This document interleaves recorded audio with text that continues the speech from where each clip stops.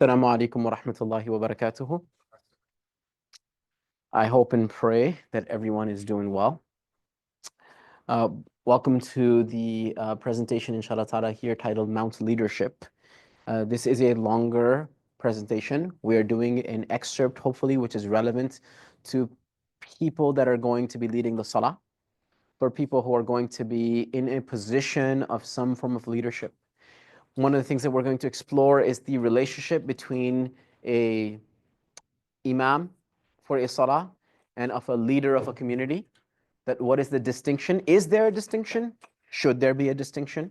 Right? On what categories or demarcations is an imam selected? Why would someone want to pursue to be an imam? Does it sound like a sane thing to do? Perhaps after I've gone through this presentation, maybe some of you want to say, I don't think that I should be an imam, which is a good thing to have, by the way, right? To not feel deserving or worthy of standing in front of everybody. That's a good, it's what we want to engender out of these presentations.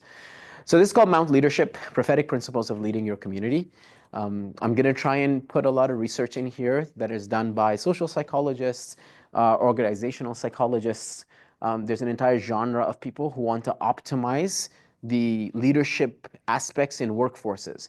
And what's really interesting is that the conclusion that they reach to is summed up in like a hadith, or the conclusion they reach to is summed up in a verse or two. Right? And I was here on campus last week. We were talking about similar things with some of the most popular literature when it comes to mastery and optimization. And guess, lo and behold, those principles are actually stemming directly from our text itself. So let's get started. So again, we're not doing the full version, so this is not a full day thing, okay? The last time this was taught was in 2 portions, half day, and then a lunch break, and then half day. We're not doing that. We're going to talk about prophetic leadership. What does that entail? What does it mean? We're going to speak about the golden circle, which a lot of you are familiar with. We'll speak about, I think my clicker is not working. Can you click the PowerPoint presentation?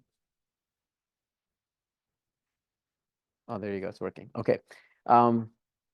This the SOAR model, which I think is really important for all Muslims to master. Then we'll talk about Grainer's model.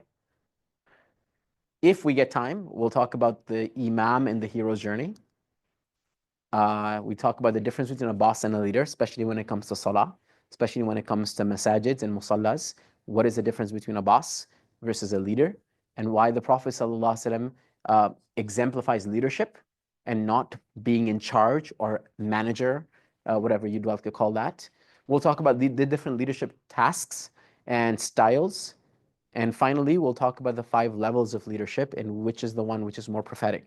So a lot of this is actually Western research. We're going to try and extract the prophetic components of it, right? But the research is pretty much done by, in most cases, non-Muslims. However, we'll see how the Prophet ﷺ dealt with those models and where he landed up on that scope of things. Okay, so few principles before we get into the content, right? Number 1, whether you like it or not, you are a leader. Right? Whether you like it or not, you are a leader. Why? The Prophet told us, actually, first of all, it's in the Quran. It's in a very cherished place in the Quran. It's in a place that's reviewed by a lot of people. Some people make it a habit to recite this dua. Famous dua from the Ibadur Rahman list in Surah Al-Furqan. How does the dua end? Or how does it begin? This is the Rabbana hab lana min azwajina wa dhurriyyatina qurrata a'yun dua. Okay, but did you ever notice how it ends? وَجَعَلْنَا لِلْمُتَّقِينَ إِمَامًا. Is a very strange thing to make a dua for. Translation, Ya Allah, make us for the people of taqwa imams. Firstly, you're not even asking, Ya Allah, make us from the people of taqwa. Because that's what you find in other passages of the Quran. You ask Allah subhanahu wa ta'ala for a particular virtue. This is not talking about a virtue. It's saying, you know the virtuous people, Ya Allah, make me an imam over them. And tell me something, who is making this dua? Is this like in the Quran, the context of this passage, is it the scholars making this dua? Who's making this dua? Are there like elite Sahaba who are told to make this dua? Like the close group of the Prophet? No, anyone who wants to be from the Ibadur Rahman, they're told to make this dua. Rather interesting, you guys. Think about this. which means there are people who have no dollar to their name in the Muslim world, who are taught as children to make this dua. Right? You agree with me? Millions of people around the world are making this dua. And what is this dua about? وَجَعَلْنَا لِلْمُتَّقِينَ إِمَامًا. Three major interpretations of this in the tafsir tradition you'll find. First one, make me a leader for the people of taqwa. Make me a leader for the people of taqwa. Number one. Number two, make me an example for the people of taqwa. Imam here as an example. Like the people of taqwa should look at me and say, that's the real muttaqi. I want to be like that. So it's not really active leadership here. It's leadership in taqwa. That the people of taqwa should look at me and say, that's a good example of a person of taqwa. So وَجَعَلْنَا لِلْمُتَّقِينَ إِمَامًا. For the people of taqwa, I be a role model. So the word imam here as a uswa. Okay? The third explanation is that make me somebody who fulfills the rights of the people of taqwa. So imam here as a servant, right? This is more of a stretch, by the way, because lugha doesn't allow this. This is an interpretation. In language, this is very difficult to stretch this, and there's no hadith to support this. It's just something that the mufassirun are saying. So I'm going to go over the three again.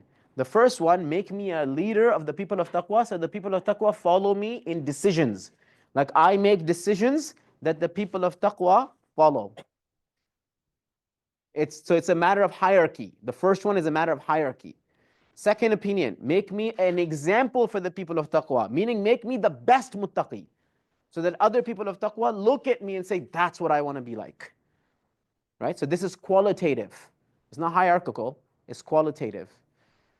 And the third one, as I said, it's a slight stretch, which is make me a person who serves, meaning I'm in front of, like imam from amam, like I'm in front of the people of taqwa, like I'm serving the people of taqwa always. Right? And I said this one is a slight stretch, but it's in the books, so there you go, you have it. Can you apply that to salah? For an imam leading the prayer, you assume everyone behind you is a muttaqi, correct? And so you're the imam of the people of taqwa. So from this dimension, this is a very good dua to make for ikhlas, for people who are leading salawat, because you are leading the muttaqeen, the ummah. You assume that the ummah is on taqwa. And if people are coming from salah, these are the best people of the ummah. They're God-conscious people that are coming to the salah. And you وَجَعَلْنَا لِلْمُتَّقِينَ إِمَامًا. So isharatan in the Quran, right? Dr. Akram said this, the great muhaddith from the UK. He said that isharatan in the Quran, therefore, you have a dua that you want to be put in front of the people of taqwa in salah. Right? This is from the Quran. If you go to the hadith of the Prophet said, كُلُّكُمْ رَاعٍ. Everyone's a leader. وَكُلُّكُمْ مَسْعُولًا عَنْ رَعِيَّتِهِ. And every single leader is going to be questioned, responsible, asked about their flock. So he didn't say, oh, only the people of knowledge are leaders.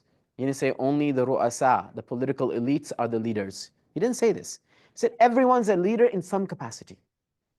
So from this perspective, leadership is something that will be thrust upon us sometimes when we least expect it.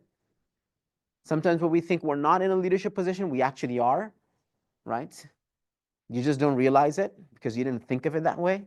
But if there's someone younger around you, automatically you're in a leadership position, right? If you're a senior in the MSA, you're in a leadership position. If you're a senior in years in a university, you're in a leadership position. If you're an elder, you're in a leadership position. So everyone is a leader. First thing to deal with, which means everyone needs to know how to be a leader, because in some capacity you're going to be one, right? Second, leadership is about service.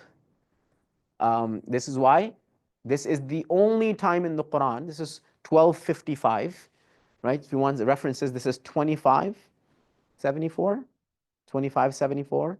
This is 1255. The only time in the Quran where somebody asks for leadership. Of course, we're talking about Yusuf alayhi salam. He says, Allah subhanahu wa ta'ala says that Yusuf said, قَالَ اجْعَلْنِي عَلَى خَزَائِنِ الْأَرْضِ. Place me upon the treasury of Egypt. What is he saying? He's asking for a cabinet position, right? Inni hafidun alim. The only time in the Quran someone is seeking for leadership, which is in a positive light. And what is it for? How do the ulama explain this? Because the riwayah in the hadith tradition says that you shouldn't chase leadership. You didn't ask for leadership. So how do you understand that Yusuf is asking for leadership? It's actually madhmoom. It's not mahmood. It's not praiseworthy to ask for leadership. Why is he asking for leadership? Yes.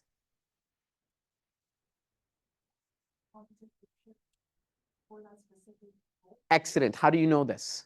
I agree with you. How do you know this from the surah?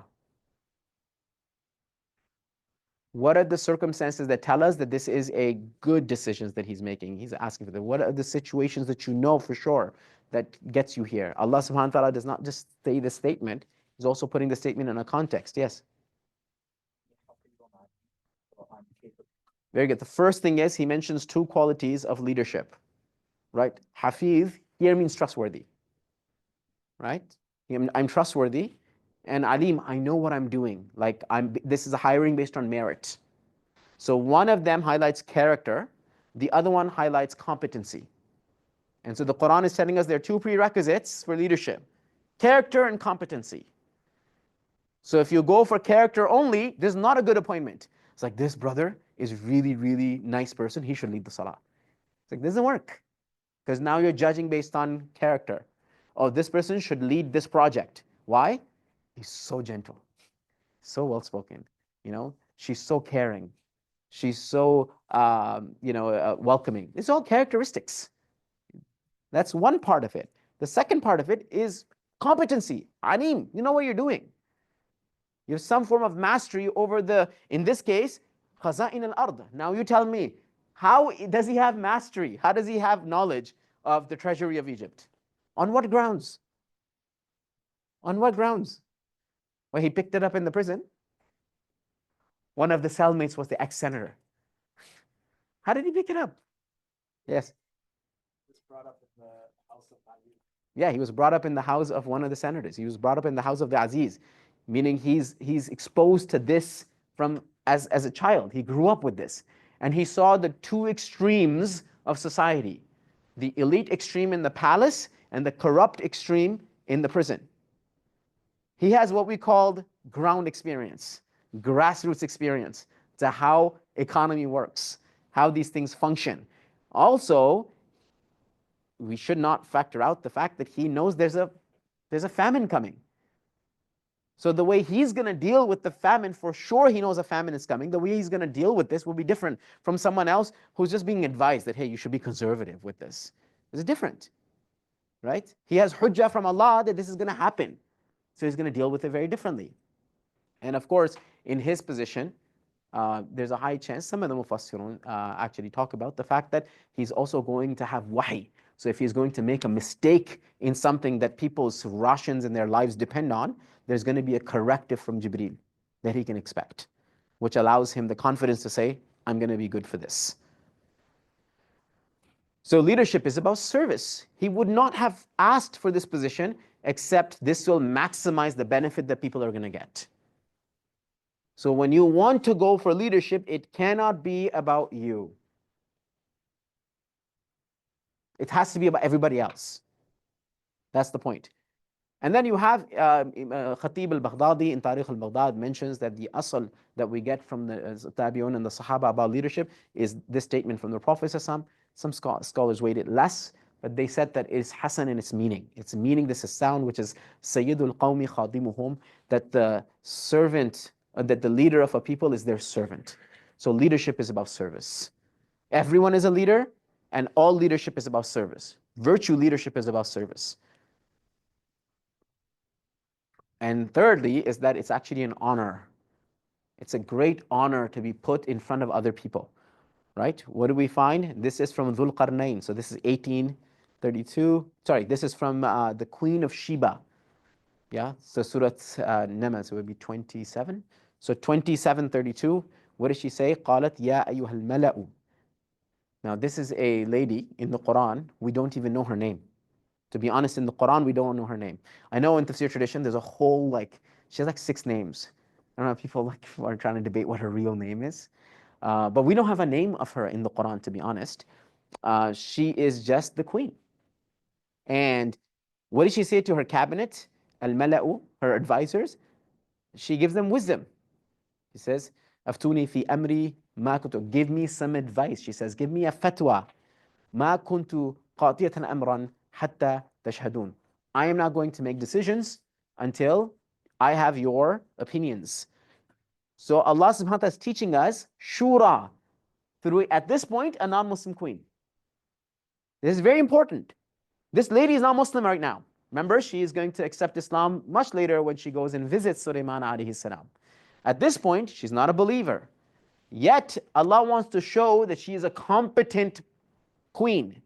And how does Allah subhanahu wa ta'ala tell us she's a competent queen? She's doing shura. She's telling her people, I'm not going to make any decisions unless I have had your counsel. Right? And of course, we know that she's a smart lady. Why? Because she doesn't rebel against haqq. She submits to haqq. So she's a wise lady. Right? So there's great honor lies in the reason I show this is that Allah is quoting a non-Muslim in the Quran for her good leadership.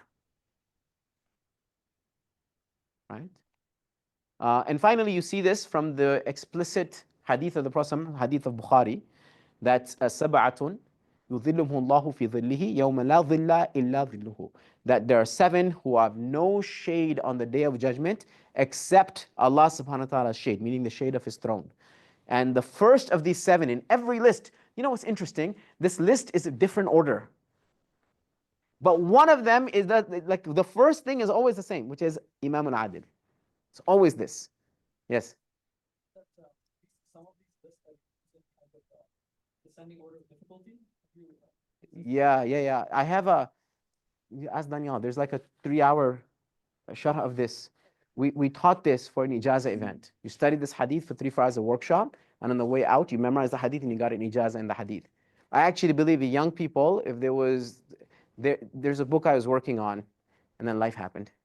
Actually, my daughter was born. I kind of shelved the idea for a bit. But there was a book I was working on, was the Arba'in for the Shabab. Right? And one of the first hadith on that was this hadith. Because it is like that. It's actually from growing responsibility to now responsibility coming down, where at the end of it is just the one man worshiping Allah alone and his eyes fell, get watery. No one's around him. Before that, it's just like two people. Like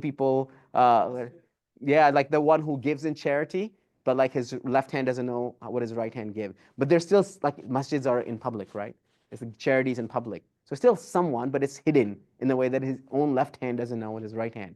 Not full seclusion. Before that is like 2 people who meet and greet for the sake of Allah, so more obvious. It actually goes in a descending order of public image. The Imam is the most public figure, right? So point is that Allah is honoring on the day of judgment a just leader. So if you get leadership right, the reward is immense. It's difficult to get it right. But if you were able to pull that off, then the reward is great. These are the 3 fundamental principles that we shouldn't forget throughout our discussion. Right? Number 1, everyone is a leader, whether you like it or not. In some capacity, you're a leader. So let's say you're not leading the salah. Although a lot of these things are going to be relevant to the people. Even if you're not leading the salah, the principle will apply to you in somewhere else in life. Second is leadership is about service. It's about khidmah. Meaning it can never be about you. If it's about you, you've missed the point. Right? So when you're choosing a khutbah to give, what's your consideration? What is most beneficial to people? Right? And then great honor lies in leadership to begin with. There's a lot of honor in leadership. Yeah, you know what's a good thing to do for your MSAs, you guys, is to have these one-off hadith studies where at the end of the study, students can memorize the hadith together, yeah, and then get an ijazah on the way out from the sheikh. This is a good sunnah to start. It's a way to revive the culture of memorization of hadith. You know, I started this with Bukhari Academy with Sheikh Omar right before COVID because we had to stop. Ustadh Qasim knows this. And I mean, we had children memorizing books of hadith. Right? Like he wrote a book on an adaptation of Mishkat. It's called Rethink Your World. Highly recommended. It's out of print, so you can't get it. But I don't know why I'm recommending it. It's out of print. Actually, just message him. He has copies in his garage. That's the only way to get it. Or Makkah Books has, but they're selling it like double the price. You know, the thing is $7. They're selling it for like 15. Rethink your world. So it's one of my teachers did an adaptation of Kitab al-Raqa'iq of the Mishkat, okay, in English. And it's Arabic in his translation. And we had like regular people, not ulama, not tulab al-ilm, come once a week, study the hadith and memorize it. And they memorize the whole book like that. It's a good sunnah to start, a culture of hadith memorization. And ijazat, give people ijazat, right? It's a beautiful sunnah. So we did that with a couple of hadith. And then I don't know why we stopped. It's something Danielle has to fix. Anyways, let's move on. So let's go into prophetic leadership principles. So as I said, you guys, we have a lot of work to do. Like everything, I'm not hoping that we'll actually finish anything. It's okay.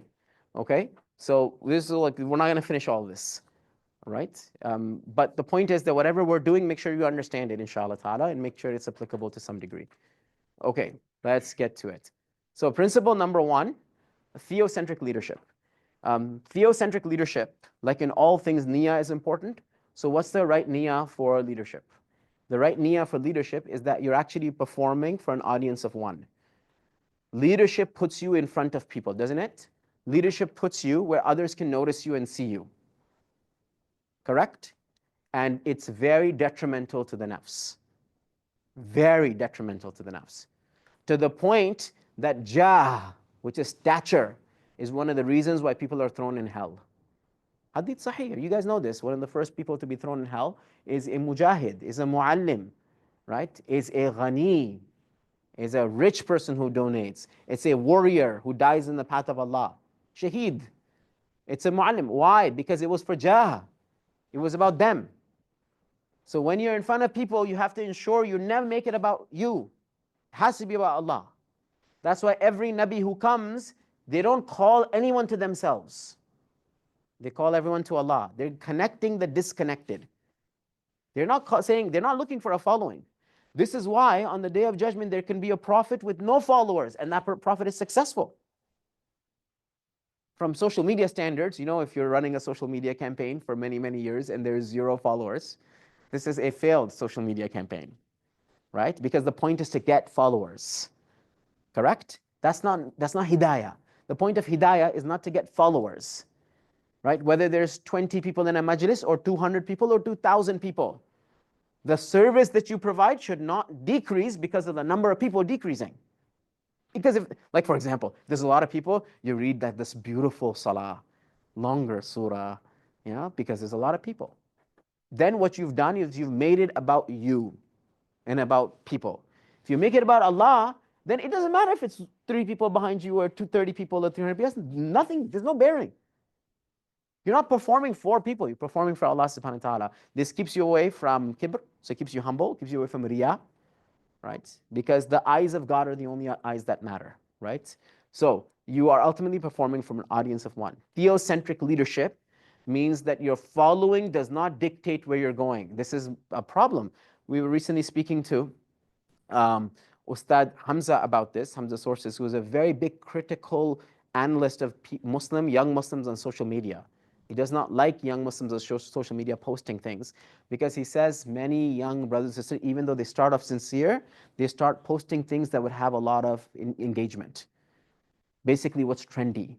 So they'll start commenting on things that are trendy, even though it's useless for the Muslim community to discuss these things, right? Someone recently, I'm not gonna mention a name, okay? Because I don't know this person. Someone recently sent me a young da'i from UK who made a whole video about some Hollywood drama that's going on right now, and the like Hollywood stars are suing each other, and they were extracting principles of haya from this. And I was scratching my head. I'm like, why are you exposing people to this if they have nothing to do about this stuff? You're telling them a story that shouldn't be interested in the first place. And then saying, okay, here is this quote unquote bakwas, and from this we can take these beneficial lessons. But the premise of it is nothingness, right? So following trends perhaps is the worst thing that a leader should think about. How many people attended that? How many people were following? How many people came to this majlis? How many came? Irrelevant question, right? I was not this campus. I was invited to another campus to give a Jumu'ah on one of the days in the summer. So like summer, the Jumu'ah audience is less, obviously, because a lot of people are not enrolled in the term. So as I got there, they said, we can't go to the actual prayer room because we don't have enough people. We're going to go to the smaller one. I really want to apologize that there's not going to be a lot of people coming for the Jumu'ah. And I know you drove all the way here for just like 20, 30 people. And I tried to explain to the brother, because he was a student of knowledge. I said, you have to hear yourself, right? You hear yourself. You're apologizing because there are less people in Jumu'ah. What does that have to do with the Jumu'ah?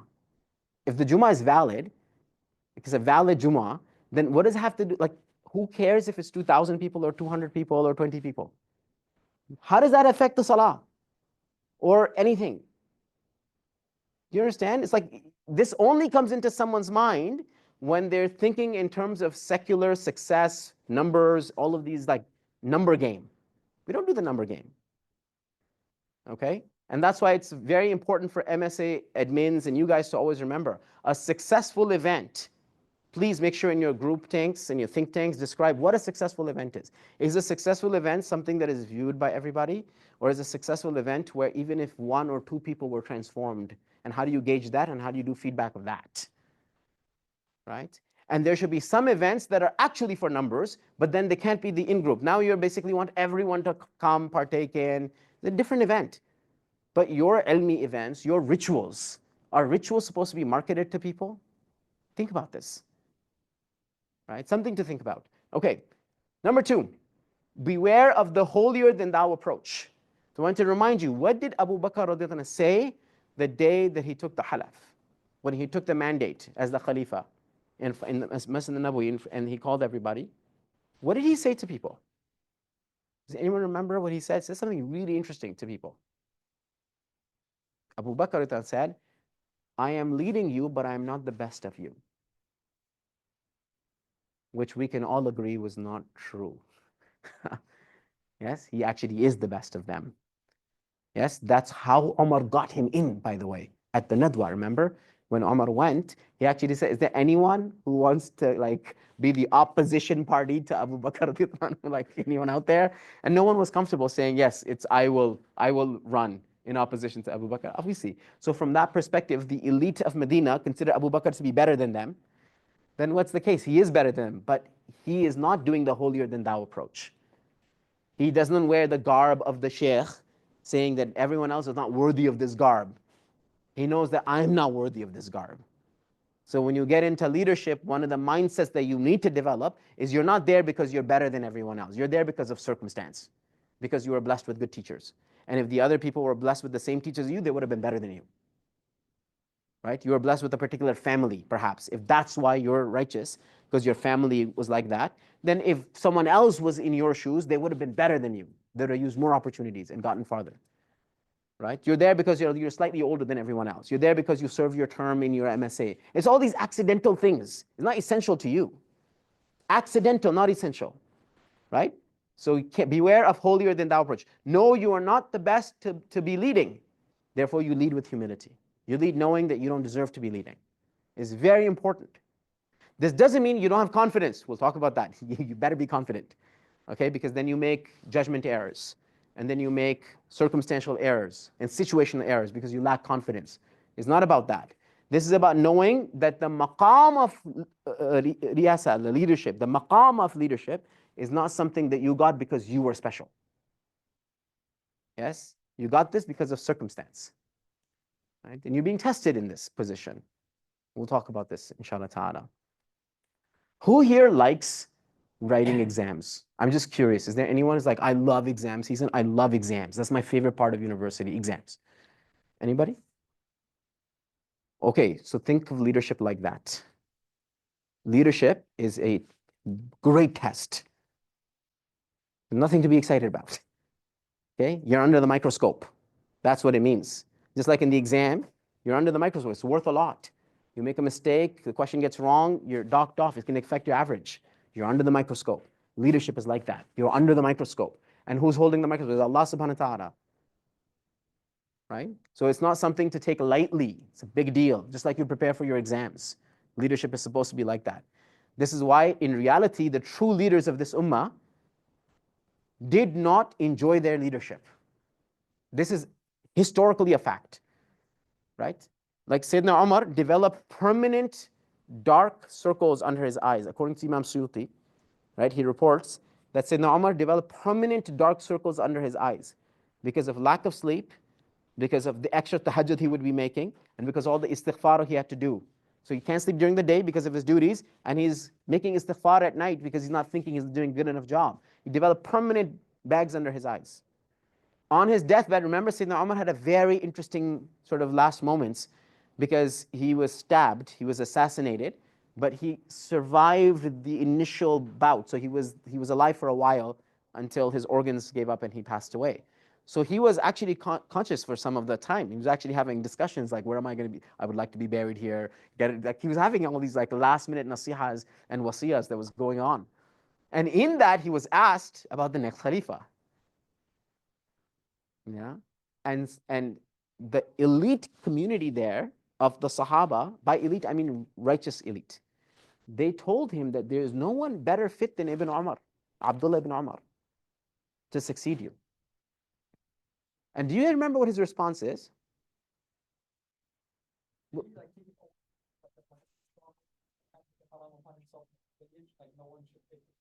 Exactly. He said it's only one son of Khattab, right, who on the day of judgment will be responsible for this. Meaning, I already did that. I don't want anyone else from my lineage, from my children, to have to face this. What are you saying? He's saying this was such of a task. It was so difficult. And it's such a big responsibility and accountability that it is enough that one person from my family undergoes this. Do you think he's excited about leadership? Very excited about leadership. Yes, yes. Celebrating the day he became a leader. No, this is a big issue for him. And that's why someone from his lineage, Umar ibn Abdul Aziz, right? When he becomes the Khalifa, he goes to his wife and he says, we need to sell all of our gold. She's a princess, by the way. His wife, Umar ibn Abdul Aziz, his wife is a princess. She grew up in the lap of luxury, right? Her family, by the way, very corrupt politicians, lots of money that's not theirs, that she has access to. And he says, if I'm going to do this, I would like you to get rid of everything. Changed his house, got into a simpler living situation. So why? Because he didn't want any penny to be questioned on the day of judgment that he got through his perks from leadership. So the real people of leadership are very different material. Those are our role models. Like Sulaiman, can you think of a more accomplished leader than Sulaiman from a dunyawi perspective? Does anyone else come to your mind? From a dunyawi perspective, a more accomplished leader than Sulaiman, the way that the Quran describes his kingdom? Okay, what is his maqam? Ni'mal abd, right? He's awab. He's always off returning, making tawbah to Allah subhanahu wa ta'ala all the time. This person has all access to everything, but everything he interprets as something that he can't be grateful for enough, right? Like he breaks down. You know what happens when he hears the ant in Yemen? He looks at that, he hysterically laughs at what is happening, the reality of this, like the aesthetics of him just understanding what ants are saying. And then he breaks into dua that, Ya Allah, I cannot thank you enough for this. Teach me how to thank you. I can't thank you enough for this. Likewise, Sulaiman alayhi salam is the one prophet who makes such a powerful dua that Allah, don't give this to anyone after me. Everyone interprets this as him saying, Ya Allah, this was so awesome. Don't give this to anyone after me. No, he's saying as a prophet and a leader, this is very difficult. Don't give this to anyone after. This is a big deal. It's just what Umar did. Do you understand the nature of his dua, why he's asking that dua? Everyone, read the whole passage. That dua is not about him saying, make me special, give me a kingdom no one has after me. He's not asking for that. And this is why he was the last person in religious history who was a prophet and a king at the same time. Allah listened to his dua. His dua is answered. No one after Sulaiman is a king and a prophet. After that, Bani Israel was split. The king was different, the prophet was different. Right? Because Sulaiman asked for that. Yes. First have to فسخرنا له الريح تجري بأمره. Yes. Is it not a follow-up? It is. It is because he's incapable of fulfilling both those duties. So Allah subhanahu wa ta'ala didn't give him facilitation, he gives him an army, he gives him resources to fulfill that task. Right? This is exactly the point. You're absolutely right. The brother is saying the next verse, Allah subhanahu wa ta'ala gives him all the perks of leadership. Yes, because he's saying, I'm deficient, I cannot do this. So don't give this task to anyone else after me. So Allah subhanahu wa ta'ala then gives him some resources so he doesn't feel guilty every night. Because he, the verses just go say he sits on his throne like a corpse. Right? Jasadan. Like at the end of the day, he comes back. And what is the rule for when you had a tough day? What's the rule in the Quran? When you had a tough day and you've done all of your duties, what are you supposed to do? فَإِذَا فَرَغْتَ فَانْصَبْ وَإِلَى رَبِّكَ فَارْغَبْ. But how does Sulaiman at the end of the day after doing all of his duties? Right? He crashes on his throne as a corpse. He's got no energy. Right? And therefore, he asks Allah subhanahu wa ta'ala to not put this into anybody else's lap. Right? This is not, That's why Ihsan and I were talking about this earlier too. Like some of the Imams in our community, the way that they're working, they're not just working as just like a community leader. They have like actual jobs, community leader, they're doing this, this is this. What do you think happens to them at the end of the day? So it'd be nice if they had some supernatural resources. Right? That's what Allah gives Sulaiman alayhi salam. And then the third thing to remember. So see, theocentric, make it about God.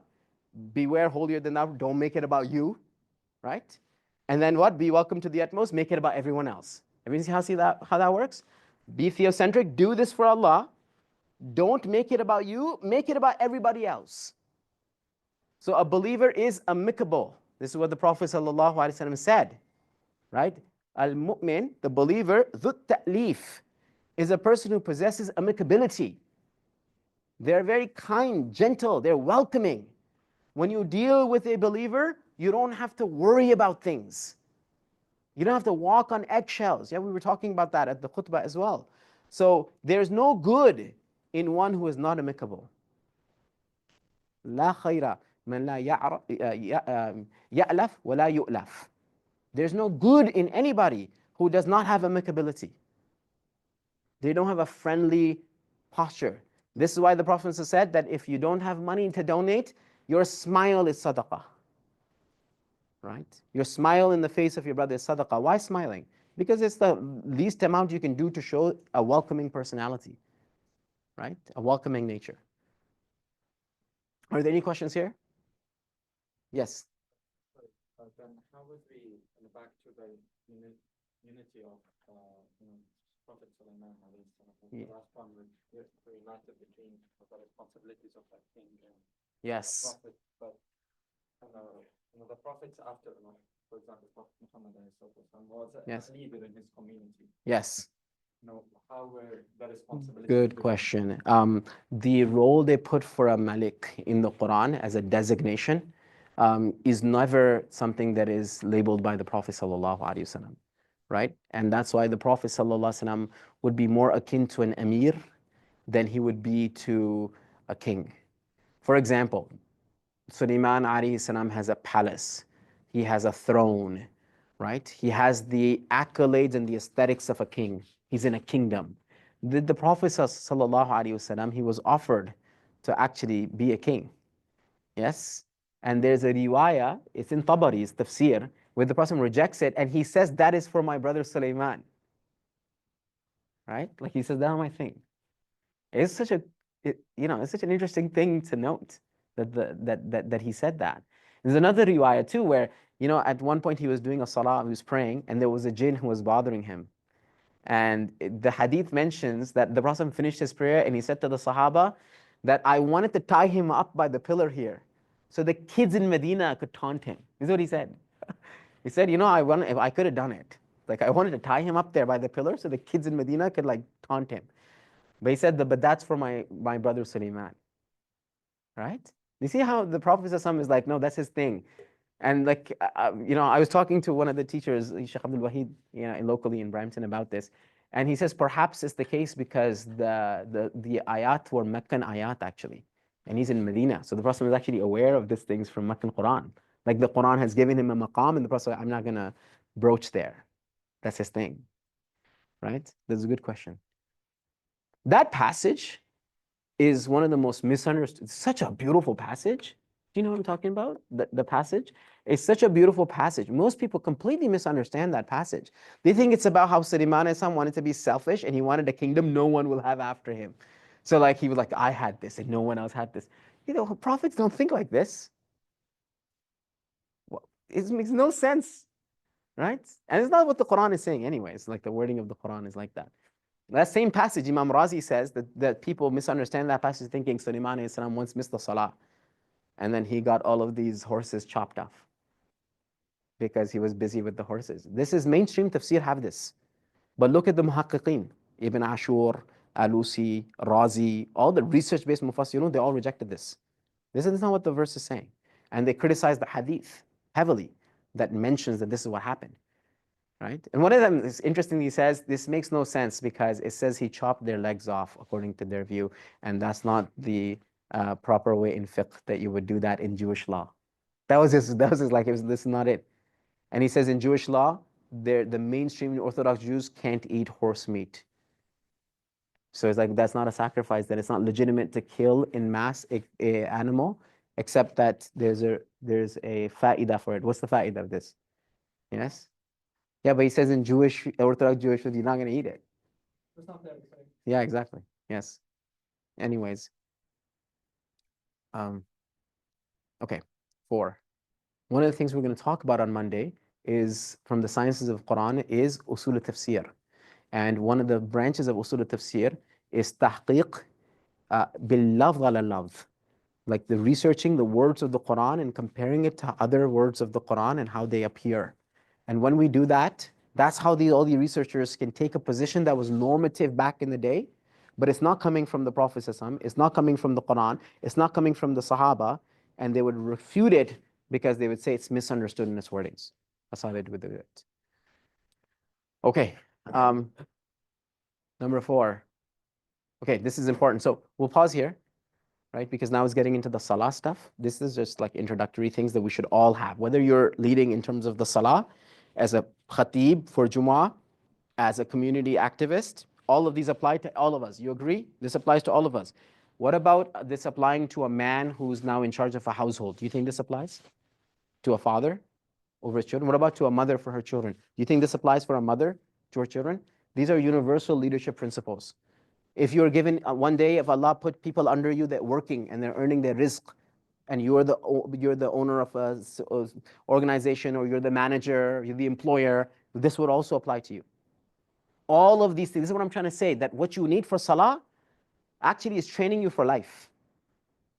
Because those skills are transferable, right? Those attitudes, those motifs are transferable. So inshallah ta'ala, we'll stop here. And we'll break for Maghrib. And then inshallah ta'ala, we'll come back at whatever time that you decide, inshallah. Okay, subhanak Allahumma bihamdik, nashhadu an la ilaha illa anta, nastaghfiruka wa natubu ilayk. Allah. We'll be back 5:45. Inshallah, we'll aim for 5:45 to come back. So we're doing the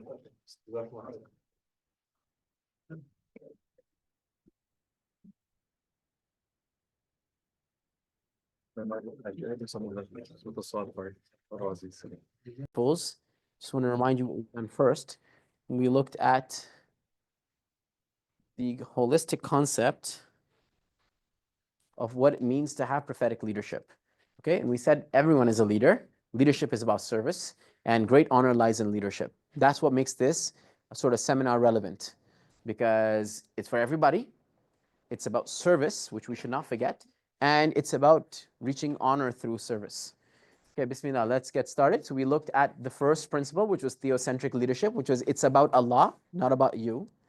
The second is beware of holier than thou approach, which is what do you ensure that you don't fall into? And finally, the third one, to be welcoming to the utmost, meaning you make sure that everyone in your majlis feels like they've been heard, feels like they've been served. This is how the Sahaba described their relationship with the Prophet ﷺ, right? Is no different from this. You get many narrations of this nature, right? That if the Prophet sallallahu, if you ask anybody about the Prophet sallallahu, they would think that he was the most beloved. The Sahaba thought that each individual one was the most beloved. What Sayyidina Anas said, if there was a little girl in Medina whose mother had given her a chore, she would go to the Prophet. She was in a position where she could go to the Prophet and get him to do the chore for her. What does that show you? That shows you that he was very welcoming in his demeanor. He wasn't that some high echelons, some monarchical figures who are very distant from their people. If you entered a majlis and the Prophet was with the Sahaba and you didn't know what was going on, you wouldn't know who the Prophet was, except that you observed a little bit and saw who was getting ihtiram. Number 4, so we left off, effort. I know this one is tough, but this is how it is, okay? Whether you like it or not. Outwork those you serve. So if you're in a position of leadership, traditionally speaking, a boss would delegate and not do much, right? This is the understanding that the higher up you go in the ladder, the less work you're doing. Do you find this consistent with the Sunnah? Because you see in Mecca, the Prophet has very few followers. There's not much going on. There's no hierarchical structure in society, yes? When you go to Medina, isn't there a hierarchical structure in society? There's a lot going on, lots of projects happening, lots of delegations happening in Medina, by the way. You're in charge of this, you're taking care of this. But what do we find with the Prophet? As he ages, as he gets more, quote unquote, advanced in his leadership role, is he doing less work or more work?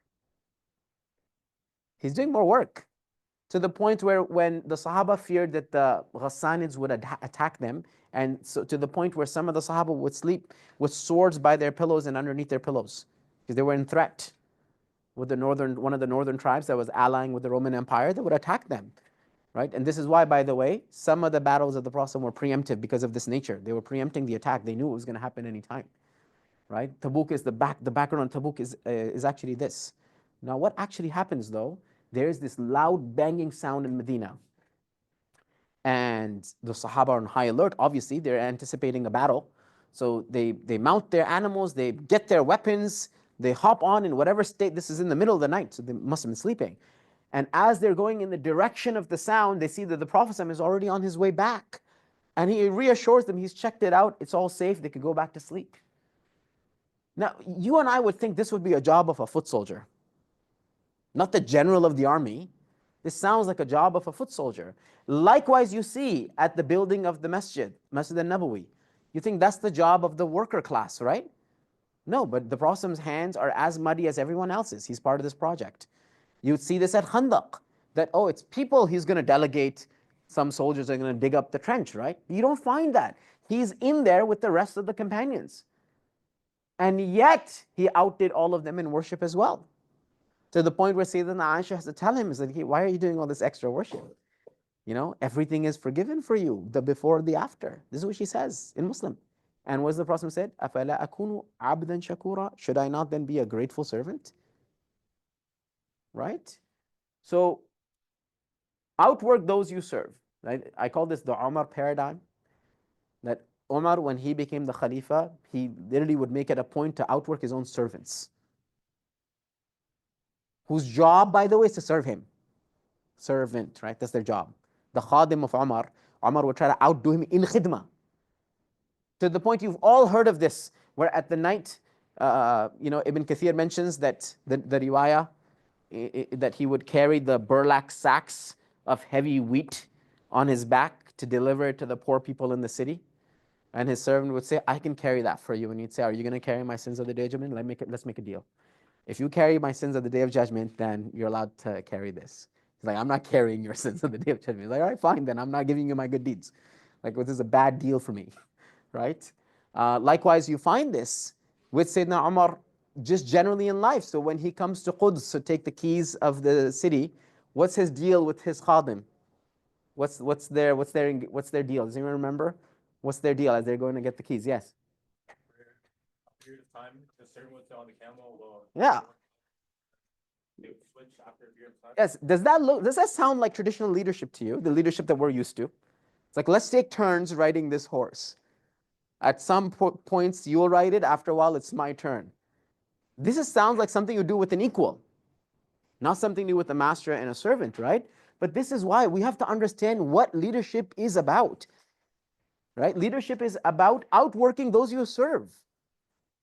This is Umar's paradigm. This is very important for leaders to know, right? That's why I really loved it. You know, at some of your MSA is very good at this. At your MSA, the exec teams and stuff, they also pick up the mats. They're also there fixing the shoes, right? I'm kidding you not. There's another MSA without mentioning names, and one of their exec members, not the president, their exec members is actually a student of mine, you know. And we were having a discussion, and his team was working, and I said, you can't talk to me right now. Go help them, you know, because what, you're like exec now? What does that mean? Yeah, you let them outserve you. Didn't you become exec because you outserved them? So how did the thing that got you here is the thing you abandoned? How does that work? Does that make sense? Does that make any logical sense? The reason why you got voted on and the reason why you're doing this is because they're like, oh, this person's a really good server. And once you get it, you stop serving. Does that make any logical sense? Ajib, isn't it? So outwork those you serve. This never stops. Why? You want other people to get all the reward? How does that make any sense? It's illogical, right? Which for an imam means that you're not going to be okay with people serving you, by the way, as an imam of a masjid, as an imam of the salah. People's job is to honor you. Your job is to find ways to serve them. Sometimes you have to be creative, right? Number 5, create psychologically safe atmosphere. Create a psychologically safe atmosphere. This is a job of a leader, okay? What is, anyone read up on psychological safety in a team or an organization? Anyone read up on this? Somewhat, very good, a few people. Most likely the most interesting statistic we get from this is that the most efficient teams report the most amounts of self-errors. How does that logically make sense to you? I'm going to repeat this for you, right? Again and again, when the study is done, the most efficient teams, the most successful units report the most amount of self-errors. Like, we make a lot of mistakes. How does this logically make sense? If they're really good at their stuff, they shouldn't be making mistakes, yes? How is this logically possible? They're doing self-rectification. Okay, very good, very good. Yeah, I was going to say, hasaba of yourself and hard on yourself, easy on others. Very good. Some of these religious principles that you and I are very familiar with.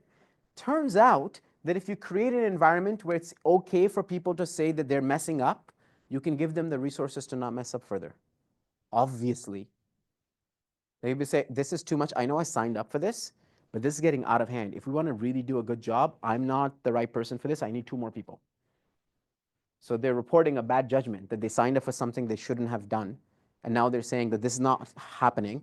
And so good leaders create an environment by which someone can say, I'm not really good at this thing. Because in other places, wouldn't there be massive consequences for saying this? It's like, I'm not good at this. Okay, then I kind of don't need you. This is your job. And you're telling me you're not good at your job. Bye-bye. The door's that way.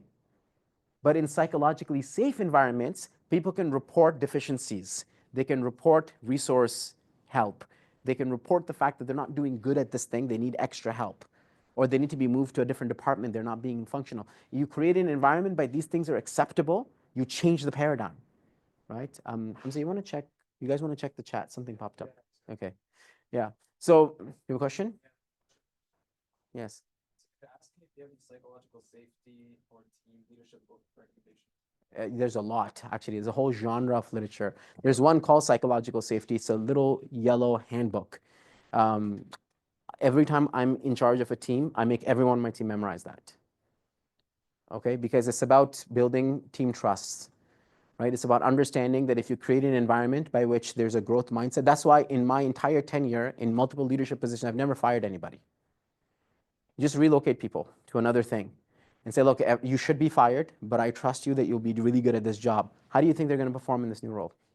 Knowing that they deserve to be fired, but they're not, but they're given a second chance. How do you think they function in this? They become the top performer, right? So psychological safety is about metrics. It's about getting people to produce results.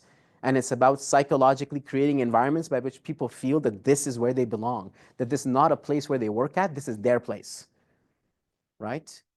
So it's really powerful. So there's a whole genre of books, okay? But that it's like a white little book, very short. That's the rule book for psychological safety. I'll get the name. It's there. I have it in some of the notes. So trust levels for all to add, take initiative, get things wrong, and grow. That's what your leaders are supposed to create.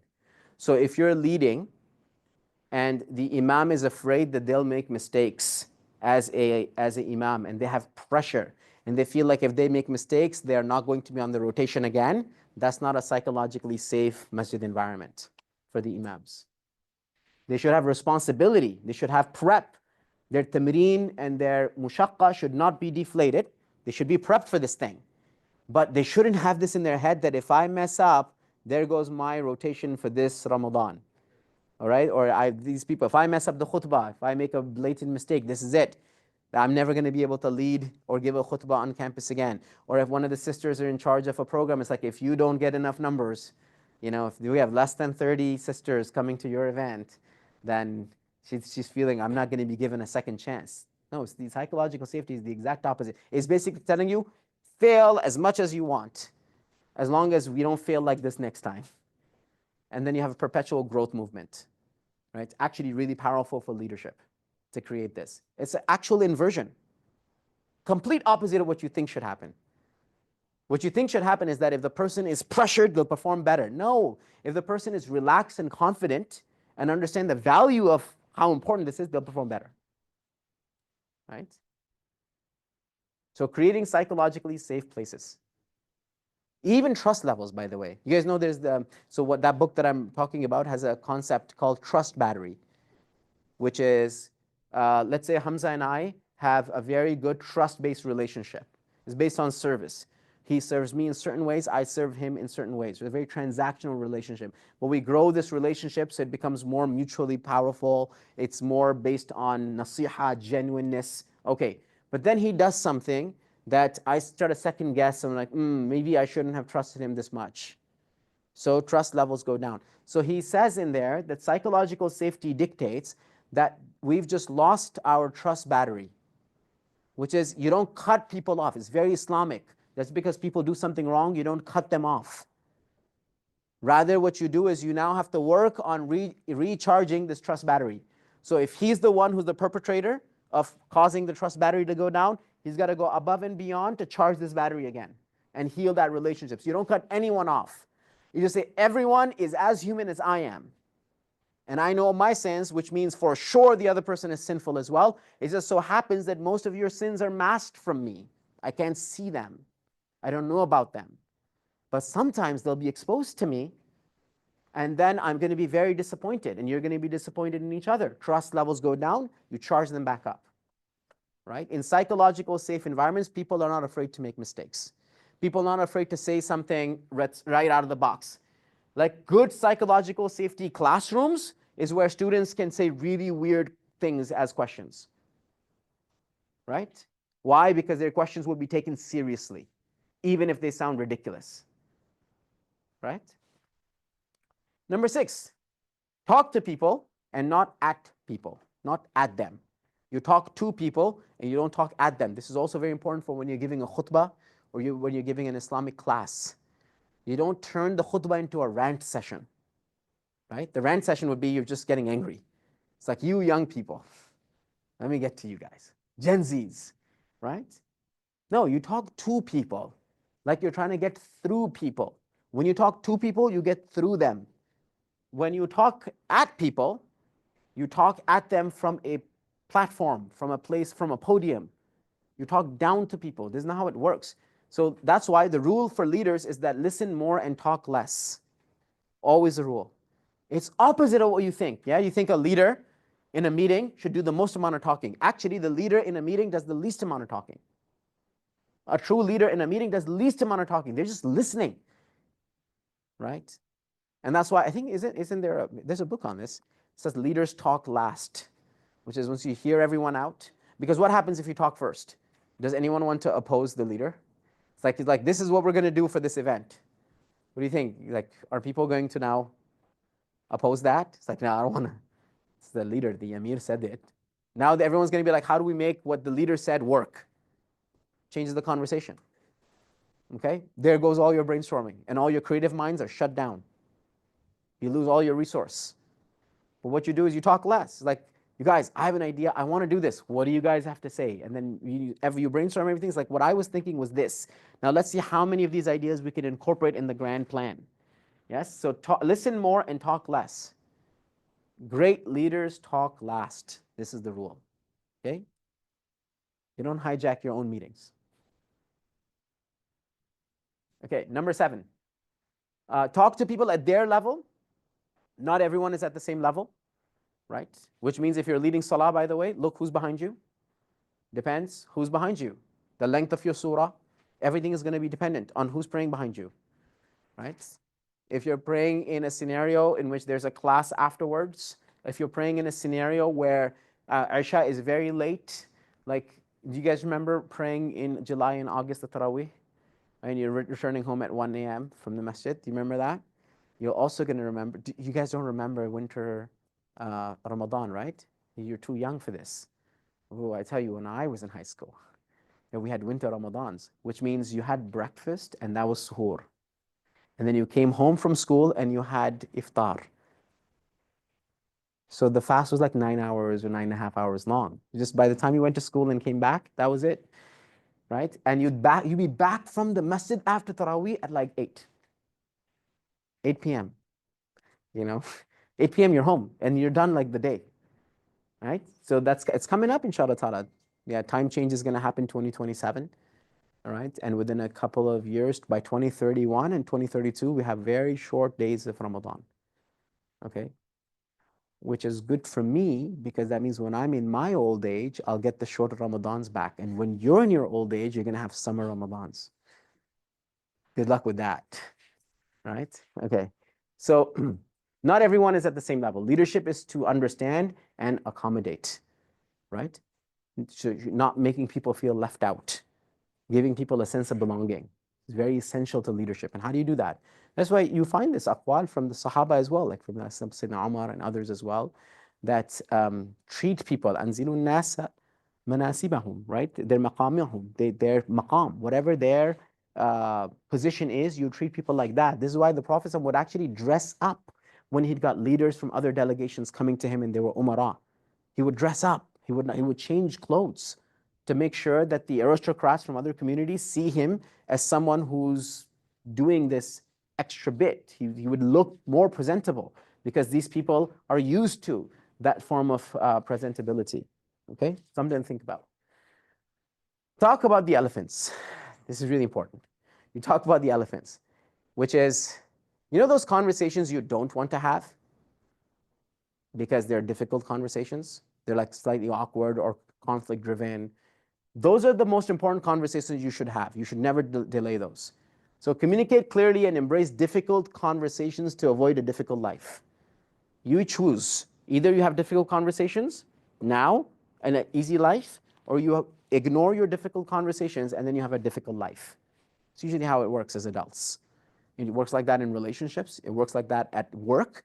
And it also works like that in organizations, especially if you're a leader. Right? No one likes to have that conversation with someone saying you're underperforming. No one wants to have that conversation with someone that, dude, I think you need to study your tajweed again. Okay, like this is not going to work. You can't lead here anymore. It's a difficult conversation to have. So what? You're not going to have it? And the person just continues to lead in the circuit? Or if someone has a character flaw, you need to discuss this. Because if you're putting them as an imam, then in the madhab there are requisites for an imam. You can't just like, my God, this guy has a beautiful voice, alhamdulillah, imam. Isn't that how it works? Right? If that guy's an open center, for example, in the campus, he should be leading salah. So how do you have this difficult conversation? It's like, yes, I know you studied, you have ijazah, you have great voice, but we can't have you lead because of this, this, and this reason. This is a difficult conversation, but it's a necessary conversation. If you've put someone in a position and they're not performing well in that position, this is a difficult conversation, but it's a necessary conversation, right? Relationships, you guys, Many couples don't speak about things they should be speaking about. Some things about personal things, some things about sexual preferences, some things about things with their in-laws. They should be speaking about it openly. They don't, because it's an awkward, difficult conversation. So they kick the bucket down the road. And then they don't realize that it's turning into a snowball effect. It's getting bigger and bigger and bigger because they didn't address it, right? So either difficult conversations or difficult life, you choose. Number 9 is spill the coffee. The reason why it's called Talk About the Elephants is it's based on a cartoon that I saw. It's this massive elephant who was going for a therapy session, and he's he's laying down on the couch, right? And the therapist is talking to him, and he says, "So, what brings you in here today?" And he says, "Everyone keeps ignoring me," right? And the therapist says, "At least I'm the one person who's addressing the elephant in the room," right? Okay, number 9, spill the coffee. Spill the coffee is actually an experiment by Professor Elliot Aronson. It's brilliant. He figured out that if you're in a midst of a community and there are some people who are experts and some people that are not experts, there is a natural distance between everybody else and the experts, everybody else and the competent person. There's a natural awe, reverence, distancing. So one of the ways that you actually add to admirability, you make the person more likable, likability goes up, if you actually tell this expert to spill coffee on themselves. How does that work? It works very simply. When you spill coffee on yourself, now they don't know that this is part of a research study, right? So they're not a Confederate, they're not in on it. By Confederate, I don't mean like the political, like South Confederates.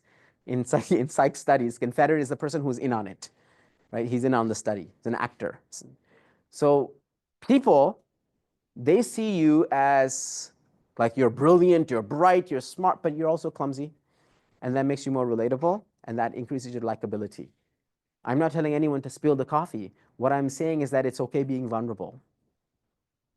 You know who's really good at this? For example, in the presidential debate between Abraham Lincoln and his opponent, right? His opponent says to him, is that I've never met someone who's as two-faced as this man standing there. He's talking to Abraham Lincoln.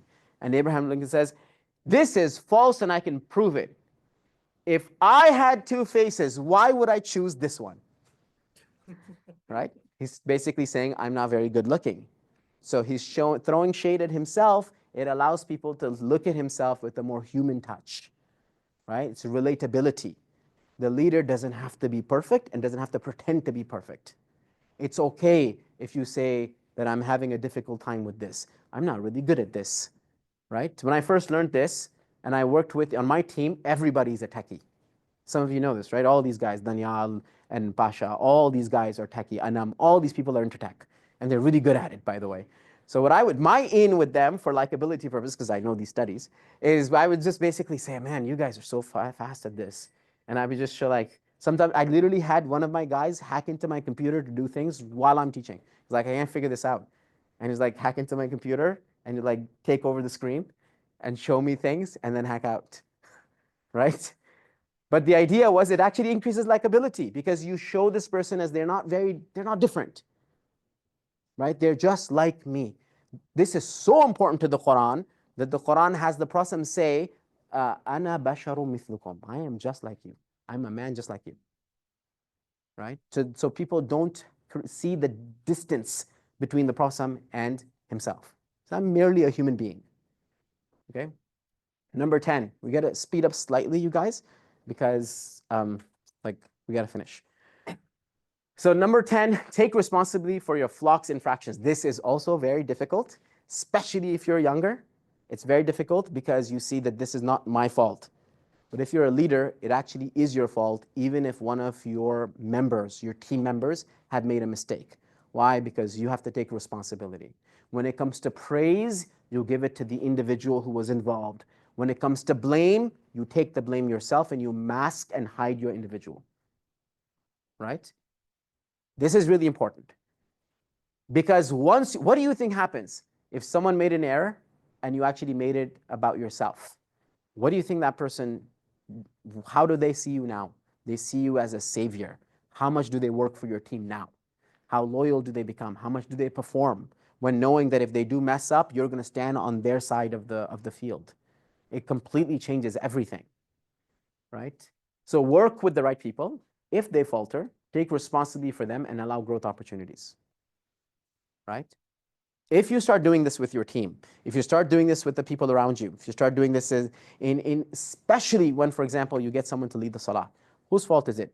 Your fault. You chose the person to lead. If they messed up, your job is to get them right, to train them, to give them the resources by which they can grow.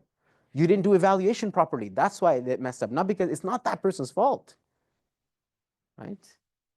Number 11, perpetual growth. Whatever product or service you provide, remember to perpetually grow in its pursuit. Just because you're a leader doesn't mean you don't have to continue learning or getting better at the thing that you're leading other people in, right? Which is basically means you can't be a hypocrite. Like you can't be talking about everyone should eat very healthy, yeah, and then eat all processed food all the time and have no portion control, right? It's not something you can do, right? So perpetual growth. This is very important. Number 12, trust in your team. Nothing is more comforting and empowering than being platformed, which means make people in charge of things. And actually, let me ask you this. Should you only put people in charge of things when they're ready to be in charge? What do you think? So when they have the merit, when they reach there, you put them there. Yes? Any other thoughts? Statistically, what do you think is the best time to put someone in charge of somewhere? Yes. I think you're going to say like right before they reach that point. Exactly. Right? Is where on their journey. If they've already arrived, trust me, someone's already picked them. They already have a pursuit. You have to find people when they're trying to find themselves. You have to find people when they're trying to find themselves. Because if they found themselves, they wouldn't spend time with you. They wouldn't spend time with your project. They've already found themselves. They're doing their own thing. If they're public enough, they'll be picked up by someone else who's looking. So you find brilliant young people who are on their way towards brilliance. You have to get them before they reach, because if they reach, someone else is going to pick them. You're late to the party, right? You have to project which direction they're headed and grab them before they get there and then be part of their story. The best thing you can do with young, brilliant people is be part of their success story. It's the best thing you can do, right? This is why actual teachers aren't actually teaching. They're investing in people. This is a very important principle. The real teachers, the real murabbis, the real leaders, they're not really running companies or corporations or running academies and teaching in programs. No, that's not what they're doing. What they're doing is they're investing in human beings. Because if you invest in this human being and this human being becomes somebody one day, then that's a huge asset to you and for the community that you've created, right? So trust in your team. Nothing is more comforting and empowering than being platformed. So power through powerlessness is the research of Professor Alison Frogel.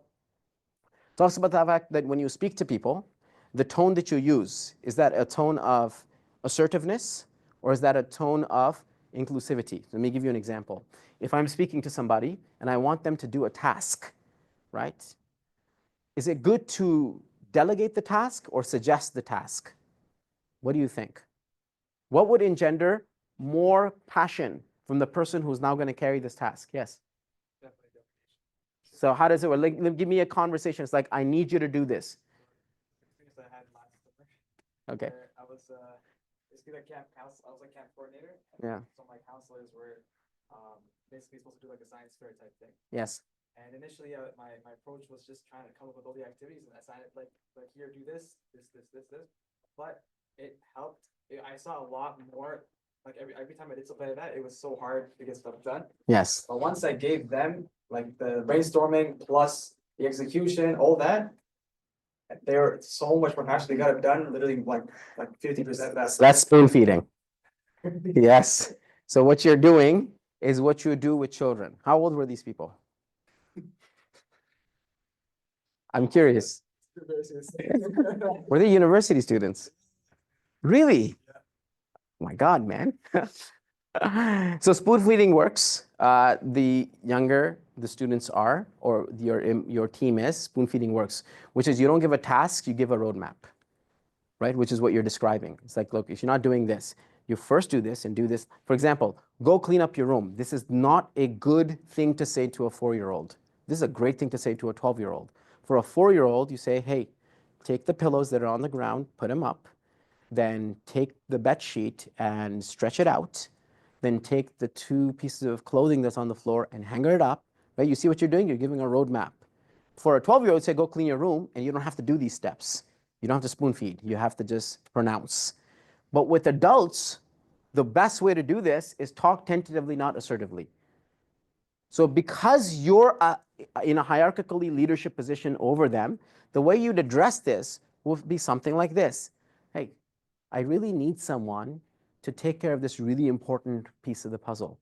You think you're up for the task? This is not the same as saying, I need you to do this. Very different. Sorry, that was turned off.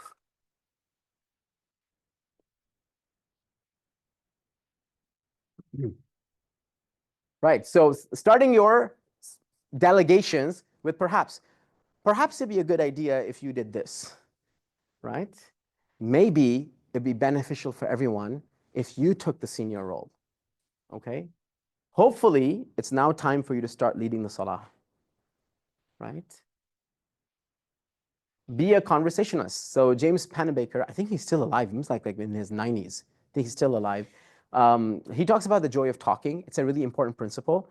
We all get this wrong. We think we talk more with people because we like them. Like if you like someone, you're going to talk more with them, right? That's what we assume. It's the exact opposite. The person who's willing to listen to us, we end up liking them more. That's how it works, which is the best thing for a leader to do is have direct individual conversations with as many people on his team as possible, as many people on her team as possible. It's the best way to get people to actually see you for who you are, to really connect. So we like people because we've said a lot of things to them. That's why we like them, because we've talked a lot to them, right? And this study is done multiple times. It comes to the same conclusions. Number 15, take advice. Yes? So the question is, what if you see someone that has potential to do something, but they don't see that? Do you then be more assertive instead of, I guess, yeah. You be more inspirational, not assertive. Be more inspirational. Inspire them to take the next step in their journey. Decisions have to be made by individuals. If the decisions, they have to be incepted in. And then that's how you grow passion, because it's your thing now.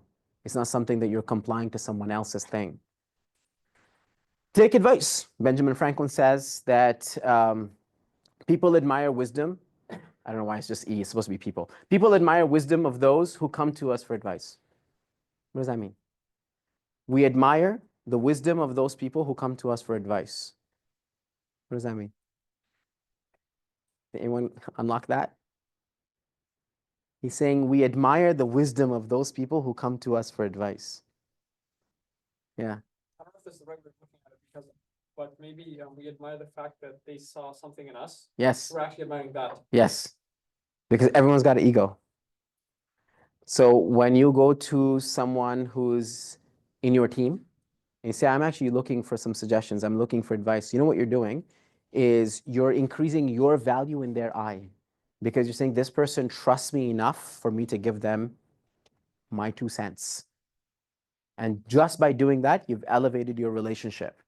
It's very important, very powerful mechanism. Learn to convert your adversaries into advocates. How you do that? Conversations, skills, right? Your opposition, the people perhaps who are your competitors, have something to teach you.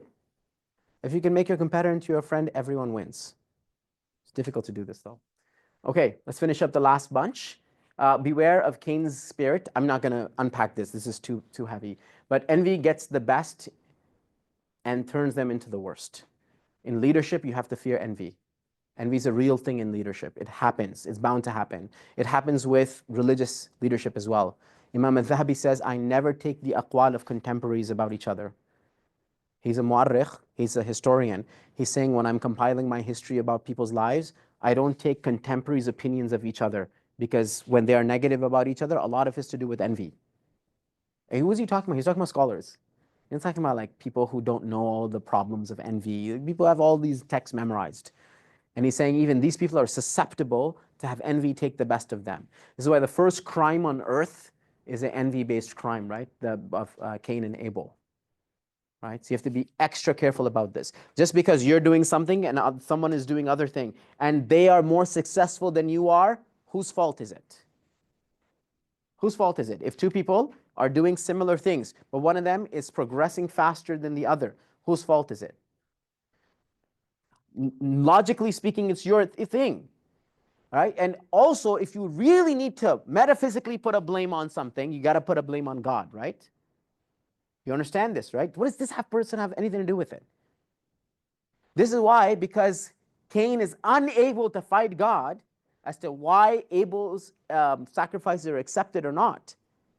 What does he do instead? He turns that emotion into vengeance.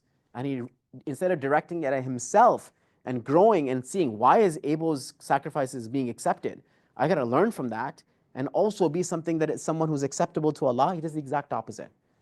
He lets his animosity get into the way. Yes. The best team throws accurate spears. This is it's a Air Force thing. In the Air Force, when you present an idea, you basically stand like this and you say, "Spears, anybody?" And the idea is, if you're really my friend, right now is the time to throw spears at this idea. Find all the holes in it. Find all the problems with it. So your really good friends are the ones who can tell you that was horrible in a nice way, right? And they can really tell you, like, this is not how it's supposed to work, or you've changed, or this is not the right thing to do, right? So critical feedback shows true concern. Open yourself up for critical feedback and ensure those most critical are closest to you. Right? Surround yourself with people who are always calling you out on being not good enough, right? Those are your true friends. Very important to do that. Which means if someone comes to you and says after you just finish the salah that, hey, I think you stretched this too much, or I think you didn't do the qalqala here, or were you, that happened to me. It's like, was that Hafs? I was so confused. Like, did I accidentally switch? I was like, I don't think so. I'm like, I think that's Hafs. And he's like, you recited this wrong and this wrong and this wrong. I'm like, all right, jazakallah khair. I was like, well, I'm not going to sit there and argue with someone. But a lot of the times, take your criticisms very seriously, right? Sometimes they're exaggerated, but there's something there. Otherwise, the person wouldn't make the effort and take up the courage to come tell you that this is wrong. Maybe it's exaggerated, right? But something's there. So you should really take every criticism as is coming from a parent. You never judge, you never think your parents hate you, correct? So if you take every criticism as if it's coming from a parental figure, one thing you assume is that whether they hate me or not, I'm going to assume they don't hate me. It's out of genuine concern. It really, really helps get better. So I think this is not said enough. So I put it as one of the qawaid, which is bring joy through leadership. Okay? It's very important to do that. You don't want, so what's important? The destination or the journey? What's important? Journey. Destination or the journey? Depends how you ask, like as a believer. Sure. As a believer. Destination. Even as a believer. Yeah. I'll give you another example which will make it more sense. What's more important? The destination you put into the GPS or the individual directions, like take right after 300 meters, take left? What's more relevant and important to you? The coordinates that you put in or the directions the GPS is telling you in the present? The directions are. Yes. But you've already done that. Now its relevance is gone. Okay? This is really important. Actually, it's not the destination or the journey. It's the company. Because if you have the right company, you don't have to worry about the destination and the journey. It's taken care of. It's a trick question. Okay? It's not the destination or the journey. This is why the Quran is not a manual without a guide. The Quran is not dictates, like you do this, you do this, you do this, you go to Jannah. No, the Quran is there with a guide, like an actual person lived the Quran out. in life, like he lived it out in life, and he set a record for how are you supposed to enact the Quran out. And that's why the Prophet's students are not called disciples, which is the term in English you would use for a student who follows every single thing that they get from their master, master and disciple. We use that for Christ, right? Master, disciple. The Prophet's students are called what? Ashab, companions, people with suhbah. Because what's more important, destination or journey? Neither. It's the company. You ensure your destination journey by being in the right company. Yes. Just thought of another reflection. Yes. In the story of Yusuf alayhi salam, you see that the destination of his brothers was to get their father's like approval and happiness. Yes. And their journey was to kill their brother to obtain that, and their company was another. نحن عصبة. Yes. Yeah, absolutely. Exactly. Okay, the next thing for leadership, which is really important, and some of you have to learn it the hard way, and you'll learn it through age, because when you're young, you tend to burn out, so you overdo it. So learn to delegate and bite what you can chew. Okay? If leaders burn out, everyone suffers. The leaders can't afford to burn out. Okay? So this thing is not, you know, the hustle culture, sleepless nights. I can sleep when I die, brother. Right? You heard that stuff? Okay. No. Yeah, it only works for a little bit. All right? Doesn't. People with our religion is based on i'tidal. Right? It's the ummatan wasata. It's based on moderation, not based in extremes. Extreme of virtue is vice. Yes? This is a principle we should memorize. Even virtuous things, if you do it in extreme, it turns into a vice. Should be cognizant of that. Don't bore out either. What happens, do you think, if the leader loses passion? Like the Imam is not really into the khushu of the salah. What's the result of the salah? The Imam is not feeling it. Right? So don't bore out either, which is replenish one's passion perpetually so passions don't deplete. It's very important. Burning out is one issue. Boring out is another issue. Systemize so that one's goals are not shortchanged. Right? Remember James Clear's rule, right? Which is create systems, because we don't fall towards our goals, we fall towards our system. Integrate good habits as a system, not as something you do, but something you are part of. Right? Like a simple example, we don't leave our homes except that we brush our teeth, yes? Why? Because does anyone think before going to sleep, I gotta remember to brush my teeth in the morning? Does anyone do this? Nobody does this, right? But everyone leaves their home in the morning after brushing their teeth. Why? Because brushing the teeth isn't a task, it's part of their system. It's who they are, correct?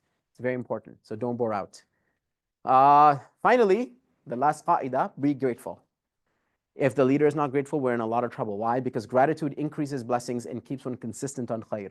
If Allah has put you in leadership, whether it's leading the salah, whether it's the khutbah, whether it's seminars, whether it's activism, whether it's service, whatever type of leadership you find yourself part of, know that you are from the chosen of the chosen of the chosen people who Allah is using to serve His religion. This is a great honor, right? And Allah could easily give this to someone else. We're all replaceable.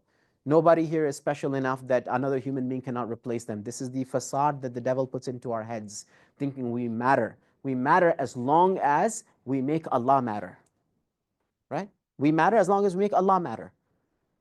If we start making ourselves the meat of the matter, then we stop mattering, okay? Finally, I'm just going to give you some paradigms. We don't have enough time to go through them, but just something to remember. As a leader, always ask yourself, فَأَيْنَ تَذْهَبُونَ? Where are you headed? Because if you're headed in the wrong direction, everyone's following you. Okay? And that's why any imam who is void of having studied fiqh is not eligible to lead. It's not allowed for the imam to lead who doesn't know how to fix the prayer if they've messed up. They're not allowed to lead the salah. Right? How you do that as an MSA, it's up to you. But a minimum level of fiqh is required to lead the salah for the salah to be valid, which includes tahara as well, because tahara is a prerequisite to the salah. It's essential, right? So out of what, how, and why, the core, the nucleus is the why. Why are you doing what you're doing? If you cannot answer that question, you're not fit to lead. Yes? Why? Okay, because if you have a strong enough why, like Viktor Frankl says in Man's Search of Meaning, if you have a strong enough why, you can deal with any difficulties in how and what. You can overcome them because your why is strong enough to propel you through. Okay? If someone asks you, what are you doing? What do you do in life? If you say, I'm a student, that's a what. It's what you are, right? If you say, I'm a diligent student, that's how you're studying. Yes? If you say, you're going to try and transform the fabric of reality, that's why you're studying. It's very different answers. This person is not chasing marks. They're trying to understand things to such a degree that marks become irrelevant. It's a very different student, right? The SOAR, how much time do I have?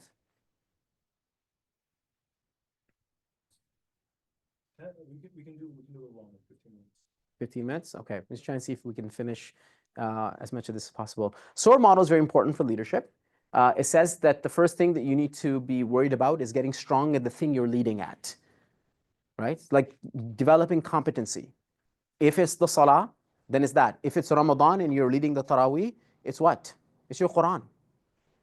That's what you need to get strong at. That's your number one priority, right? Don't worry which musalla am I leading at, which masjid is going to take me in, how much do I have to read? All of this is accidental, right? The one thing that is essential is the strength of your Quran.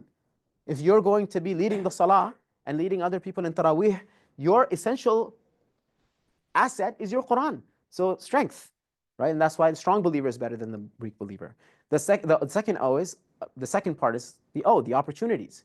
So be covetous over that which is beneficial. That's what the Prophet said. If an opportunity presents itself, leaders don't turn down meetings, for example. They're not supposed to. Why not? Because that's how you connect. That's how you seek further opportunities. Even if it's irrelevant, even if you think, I don't think this is going to be a beneficial meeting, send someone in your place, right? You have to be in conversation all the time, and that's how you expand. Aspirations. Whoever aspires for the akhirah, hadith in Tirmidhi, Allah gathers their dunyawi affairs and blesses them with contentment. Meaning aspirations are really important. And linking your aspirations to the akhirah is a skill every leader needs to understand. Like, I'm doing this thing, how can I link this intention to the akhirah somehow? And finally, achieve results. The true result is in the akhirah, but it tastes is experience in dunya, right? The ladha of khair is tasted in the dunya. Okay? A lot of ulama said that, including Ibn al-Qayyim rahimahullah. So that's the SOAR model. It's a very important model to always keep in mind when dealing with any form of responsibility. Get competency, seek opportunities, continue to aspire to a higher maqam, and make sure that you're doing some type of metric. Your metric. That means if you're leading Taraweeh, record yourself. I'm not joking. Right? Anyone done that with their salah, and then you found that you were suboptimal in this case, in that case, and then you fixed it? It works, you guys. Just like seriously, just record yourself praying. Right? And then you'll realize, oh, I didn't even realize I do this. Right? Okay. Another model, this is very important. This says that if you go from, this young is not age, by the way, it's young in your task. Right? And this is more mature in your task. And this is in terms of the size of growth of an organization, of a project, of a team, of revenue, whatever you want to call it. Okay? So the first phase is where you're very small, you're trying to grow, and you're very new at this thing. So you're small in size as an organization, as a team, as a project, and you're also very new at this. You're nascent. Then the phase is called creativity. You put as many ideas as possibly there and see what sticks. Keep throwing ideas, see what will stick. But then you get to a crisis of leadership. You can't just keep brainstorming. Someone has to select what's good, right? You can't perpetually be stuck in the brainstorming mode. So how do you fix this? Get a leader, get some direction. Appoint someone to give you some direction so it's not going all over the place. What's the crisis for that? Autonomy. The crisis of that would be autonomy. How do you make this into a system? What's the solution to that? Delegation. Give other people tasks that they're doing because you don't burn out that person who's now directing. It's impossible. As this thing is growing and becoming better and better and more important, more useful, that's what we mean, by the way, when something's getting better. It's more beneficial. More benefit is coming out of it. Islamically speaking, when something is getting better, we mean it's getting more beneficial, right? Doesn't mean it's making more money, or it's getting more people, or it has more followers on an Instagram account. That doesn't mean better. Better means more benefit is accruing due to it.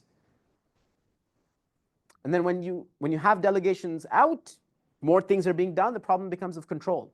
Now it's getting big enough that we need measures in place for control. Then you need coordination, right? So there has to be multiple teams now, and each team is sort of independent, but not independent. They're also within that umbrella, right? And then you get, after coordination, you get the crisis of red tape. So there are ceilings that you can cross. So you get to a plateau and stagnation. The solution to that is collaboration. You come out of your team and you collaborate with other teams. Think of your MSA journey. Now you guys are doing collaboration events with other MSAs, right?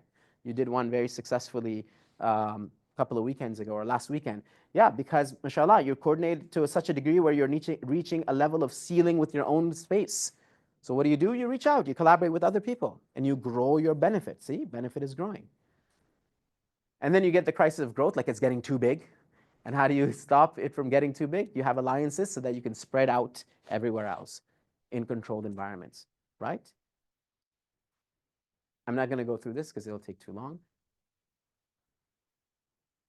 Okay, this is what I want to finish with, inshallah. There's a lot more we can do, right? So typically enough, this is like a 5-6 hour thing, right? We're just doing like a crash version of this. This is very important. How many people studied this in career studies or in management courses? 1, 2, just a couple of people, a few people, right? So boss and leader difference is huge. There's a huge difference, a complete different world. It's actually polar opposites. So a boss, they drive their employees, whereas a leader coaches them, right? What's the difference between drives and coaches? What's the biggest difference? Yes. I guess pretty similar to his example earlier.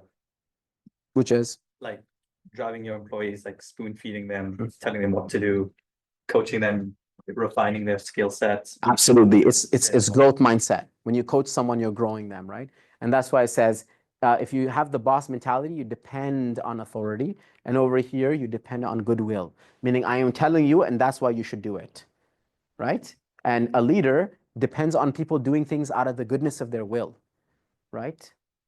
Inspires fear. You fear your boss. You never fear your leader. You fear your boss. Your leader is the one who's generating enthusiasm. So you're looking forward to every meeting with your leader. You're excited to meet the leader. You're fearful to meet your boss.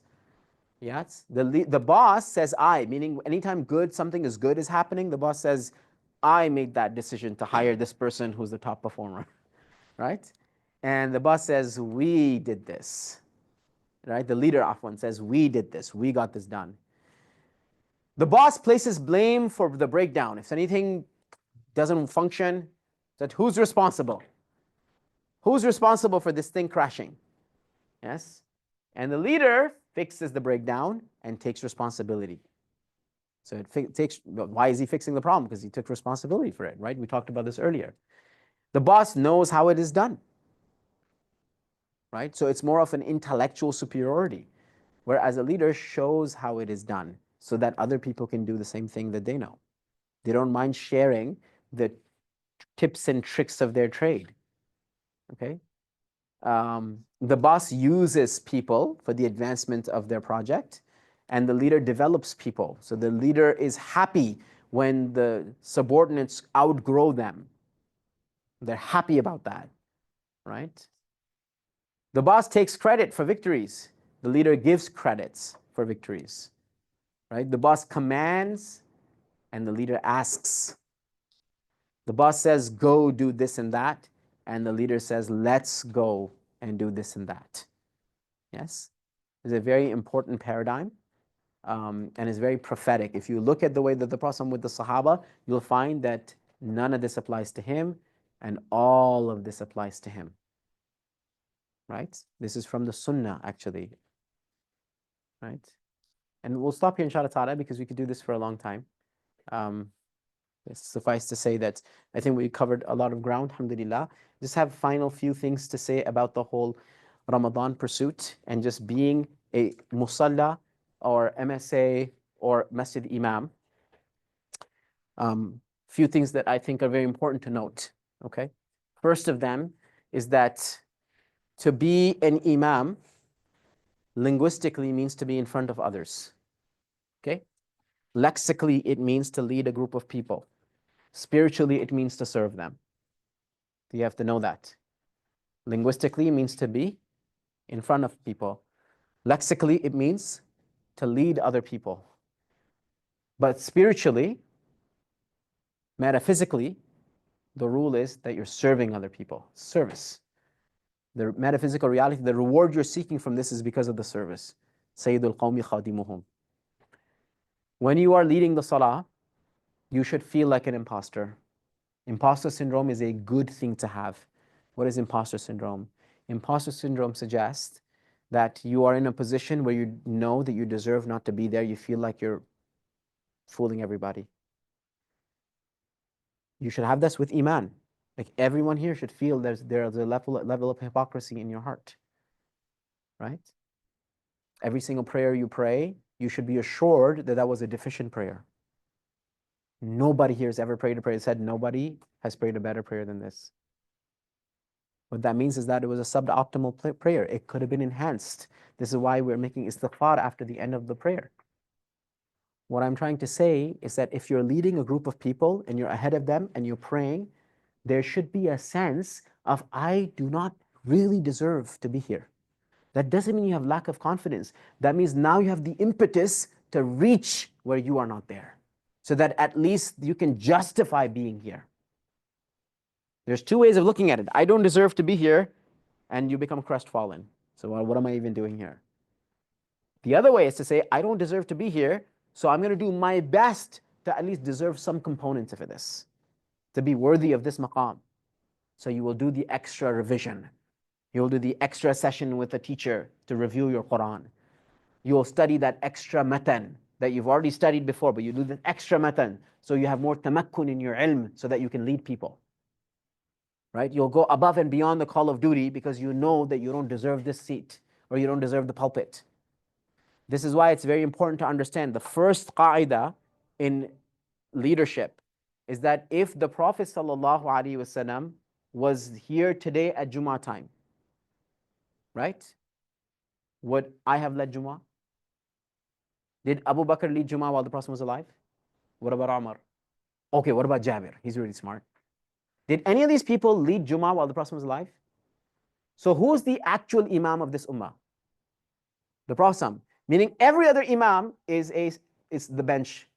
It's the bench. There's only one starter in this ummah, is the Prophet. Everyone else is benched. When you come now to replace the Prophet, you should understand what that means. It's not your pulpit. It's the prophetic pulpit. You don't deserve to be there. He's not in this room. That's why you're here. You're the replacement. You're the bench. So you don't ever assume that you deserve to be there or it's your pulpit, people should respect you. No, they respect you because you're standing where he once stood. You know that scene from Harry Potter in the end where Snape is the headmaster? You guys know what scene I'm talking about? Yeah. And he says, how dare you stand where he once stood?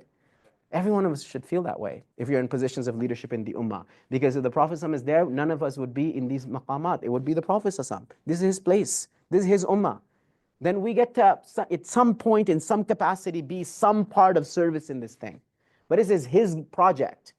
If this is a company, he's always the CEO. And we get to represent him sometimes from here and then. Meaning we have to carry ourselves like he carried himself.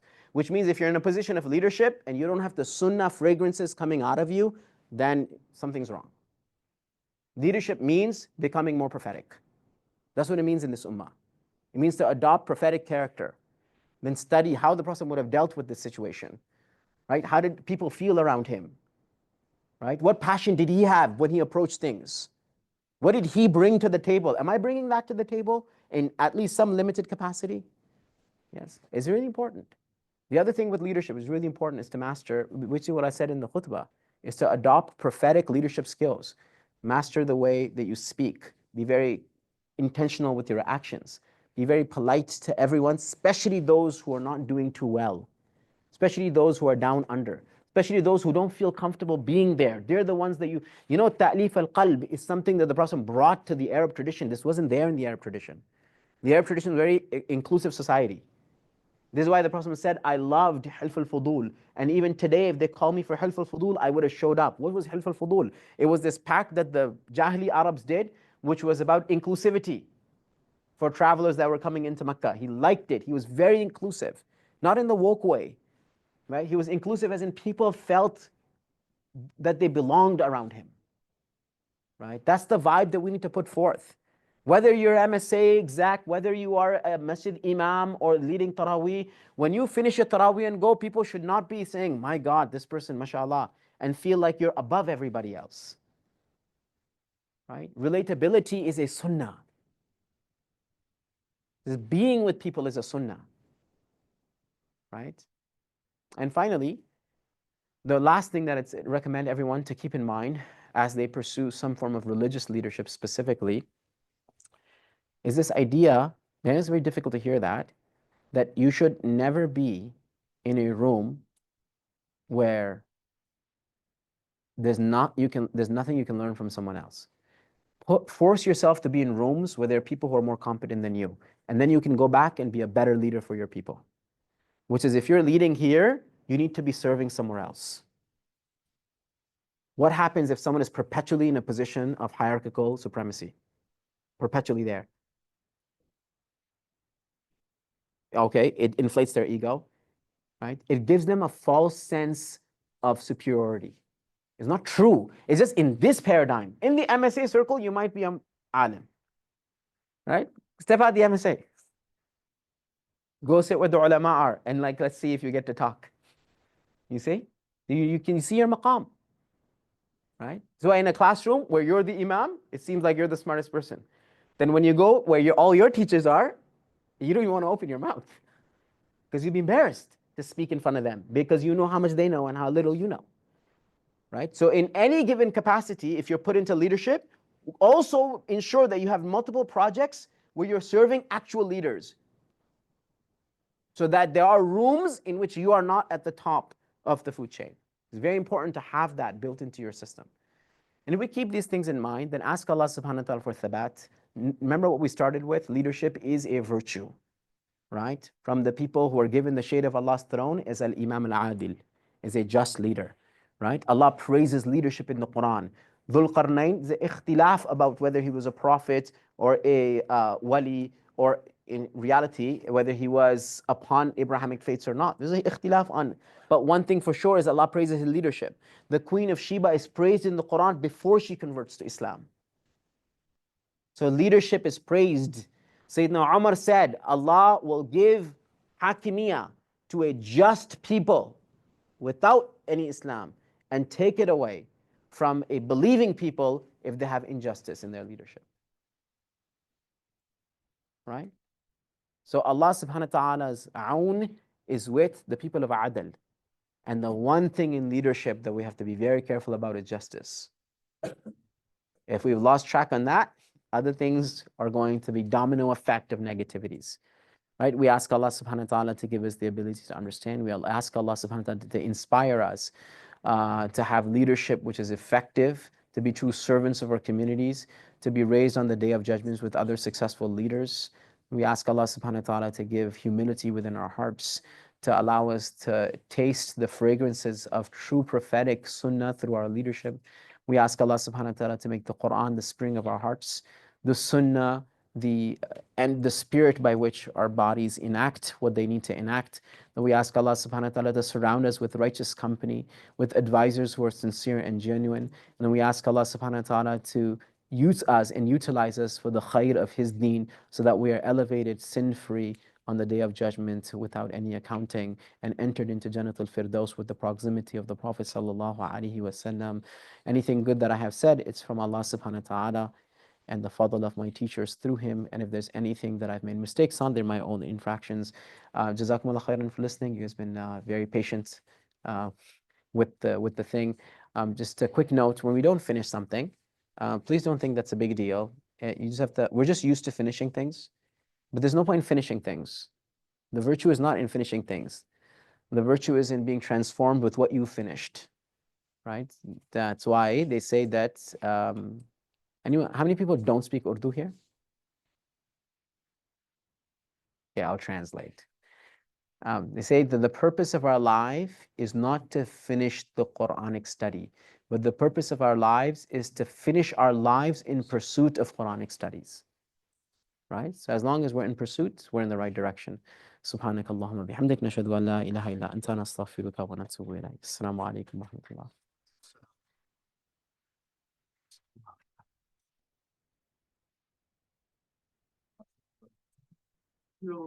Yeah, Q&A is fine, no problem.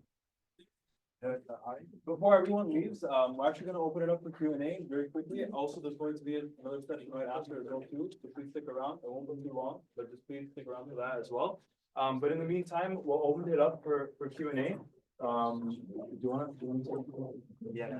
Okay, we'll take one question from the Zoom and then we'll go to the crowd as well too. Okay, so the first question is, how do you decide or clarify to yourself what's important in the interest of efficiency, especially when it comes to others? So for example, someone has a task, and then you have to, you kind of, I guess, you decide to take away that task, someone else give it to someone else, or like have more along the lines of that. Yeah, we touched on that briefly. Metrics are important. So any organization, any team, if they want to have a growth model, they have to have some level of metrics. They have to do their own organizational muhasabah. And so when they do that and then you don't see growth, then you have to shuffle things around. Right? So the impetus of shuffling things around is for growth purposes. And as long as you're able to convince everyone in your team that that's the intention doing things, most people would be really open to the idea of getting extra help or being moved from this position and put into another position because they believe in your project. It's one of the things we didn't cover, but the job of a leader is to ensure that everyone is more passionate about this project than they are about anything else, which is the idea of telling all your team members that this is your baby. This is what you're taking care of. You're responsible for this, and you're passionate about its growth. Okay? And that way, you don't have to worry about making those stronger decisions because everyone will be on board, right? Also goes into the fact that you need to have those confrontational conversations. We talked about this. It's very important to do that. And it's two and a half more questions. So, first one kind of plays into the second one, where about balance. So, two topics that they asked about. One was balancing spears and taking, I guess, balancing the spears and taking too much feedback for yourself. And the second one would be balancing not burning out and out serving the people. Because you mentioned these two things in two different points. Yeah. So when we say make sure that you are able to take criticism, it's because of growth. If you don't take criticism, then you get too much in your head, or even in your team, you get into an echo chamber where everyone's saying that event went really well, alhamdulillah, that's great. And then the next event is at the same level of greatness. But why would you want that? There's no growth in that. But when you open yourself up for feedback and we're listening to people, then you're perpetually critiquing the model and you're refining and it's getting better. That's what we mean by spheres. But when we talk about burnout, that's different. That's not talking about whether someone is taking criticism and transforming. That's talking about someone who's doing more than what they should be doing. They're not able to delegate. They're not able to grow their team. They're doing 3 people's worth of work, right? And that's not sustainable long-term. And it's going to affect the entire project because they don't realize right now they might be passionate about it, but they don't know the harms in doing that. So I hope that answers that question. Any other questions on floor here? Okay. Yes. One more question on the Zoom. Yeah. How should a leader go about making a big decision? Yeah, so there's steps to this, right? So the first thing that they should do is they evaluate is that their scope. The thing that they're making a big decision about, is that part of their scope and their vision and their mission? Number 2, have they done istishara? Did they seek counsel? Are they looking into what other people are saying around them who are experts and really valuable people that they value their opinions? Then have they sought istikhara? They seek khair from Allah subhanahu wa ta'ala in this pursuit. And then perhaps the most ignored thing out of all of this stuff is trial runs. Like run it in a mini version first to see how it's functioning, and then see if the beta version, and if it's working out and you do metrics and statistics, then you take it to the longest step. So there's steps for these things. You can find nice diagrams online about this stuff as well. but there are steps. But Islamically speaking, istishara and istikhara is what the ulama point out when you're doing something important and big. They also say be resolute. The Prophet has a hadith on this too, that لا تقول لو أني فعلت كذا وكذا, right? Because he says أن لو تفتح من عمل الشيطان. So like don't second guess yourself. إذا عزمت فتوكل على الله. When you're resolute on something, then have tawakkul on Allah and just go ahead and do it. Yeah. Good question. When obviously being asked to lead salah or khutbahs, etc., how do we balance the idea of I guess someone asking you and there's a task to be filled, there's a gap to be filled, responsibility towards the community, and maybe being qualified to do so, while also understanding that we are so deficient in kind of like even the verses that we're going to recite each other or the Are advice, mocking us. Yeah, The verses yeah. we're reciting are against us. or the advice you give. Yeah, that's the imposter syndrome. This is a good thing to have. Would you rather be there saying, I am the best person to give this khutbah? Right? So the idea is that you welcome the imposter syndrome. It keeps you humble, it keeps you fortified, and it keeps you wanting to become perpetually better so that you do deserve to be standing there, even though you'll never get there. But that's the scope, that's the journey. You're not supposed to feel comfortable in positions of leadership. It's not supposed to be the norm, right? That's why, in some constitutions, they build it so that your leadership is always temporary, right? Like you can't be the president for as many years as you want. They built it into the constitution for this fear that it turns into a type of power-driven issue, right? So this is exactly what you want. You want to have high sense of superiority with high sense of insecurity. I am the chosen one. That's why I'm doing this, but I'm not deserving of being the chosen one. And this is your imposter syndrome. It's exactly where you want your nafs to be. Yeah. Yes.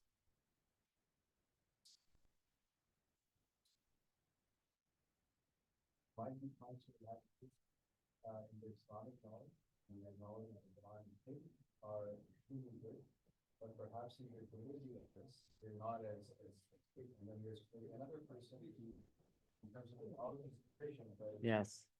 better. So, is there room for someone who is deficient in knowledge, but the audience connects with them? Is there room for them to be able to come forth and do it and do with someone who has more knowledge, even though Islamically knowledge takes precedence? This is a very good question. Does everyone hear his question? He's saying, and let's just take it out of the khutbah and the prayer thing. We say some people are very good in their ilm, but they might not be very good in representing that ilm. So that could be in a khutbah scenario, that could be through speech, right? In terms of their ability to deliver the message. I know, for example, one of my teachers is probably one of the foremost hadith scholars of the Western world, but his accent will drive most English speakers to not understand like 90% of what he's saying, to the point where I've been in class with him and my classmates are asking me on private chat, I said, can you review what he just said? Like, because he spoke too fast. I don't know what he said. Because of his accent. He's speaking English, by the way. It's English, but it's heavily accented English. So if he is visiting here, would I want him to lead a Jummah khutbah? No. No. And I love him. I have ijazah from him. He's someone I love, right? But no, I wouldn't want it, right? Unless it's a specifically South Indian English-speaking masjid, because then they would have exact same accent as him, and it actually would work, right? Pardon me? Yeah, charger's okay. This thing lasts. I'm just trying to answer your question because I actually wrote something up on that. There you go.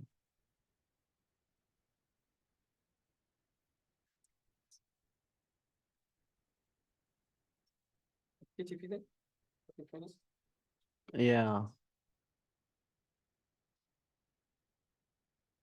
I don't know where it is, but no, this is 2024. This is old. Let me just summarize it for you. So not everyone who's leading can be representing the knowledge that they're leading with, okay? So salah, it doesn't matter much because it's not a conversation with people for salah. You check the person's knowledge of the prayer. You check their Quran that they're reciting, especially if it's Taraweeh. There should be some checks and balances. right? Just because someone is saying that they're a hafid of the Quran, that's not a blanket acceptance of the strength of their hifd, okay? And the third is their general character. You don't have to do investigations. No one has to like stalk them on social media and see what they're posting. Just generally speaking, when they're around, how are they carrying themselves, right? And as long as those things that they can pray. When it comes to khutbahs and classes and seminars, there is a level of how are they conveying the message that is important, that the MSA should check, right? That's why when you invite someone for a conference, like the guys here know, you don't invite the most knowledgeable person. You invite the person who has the most amount of transformational ability. So you invite a orator and not a alim per se. It's great if they're both. Many a times it happens that both align, but not every alim who's traditionally studied and they spend 10, 15 years in the system and they have their ijaz, not every single one of those graduates is able to communicate a strong message to someone who's not connected to ilm. So they have to make a decision, right? You have to bring people who have the knowledge, but they're orators. They can embed an idea in someone's heart, and that idea can take a seed and it can grow and it can flourish. So you're absolutely right. You have to check for both, is important. Yes.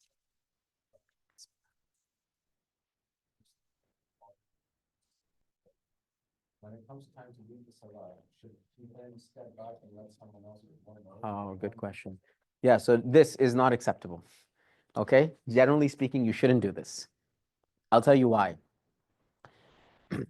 What happens when you end up doing this? You don't build this person to become good in their Quran. It's not wise to do this. Rather, what you do is like, this person is a great speaker. They're into ilm. Their Quran is weak. So you know what? Reach out to the MSA guys. Like, I need one of you. This guy has potential. Why don't you teach him how to recite the Quran? Isn't this a better solution than doing something where the khatib is someone else and the imam is someone else? See, that's a band-aid solution. It's not an actual solution. The solution is this person is very ilmi, mashallah, but they're not. Oh, yeah. So the question was that would it be, in this case, can we have two people? One person who delivers the khutbah because they're very oratorily strong, and the other person who leads the salah because they're strong in their Quran.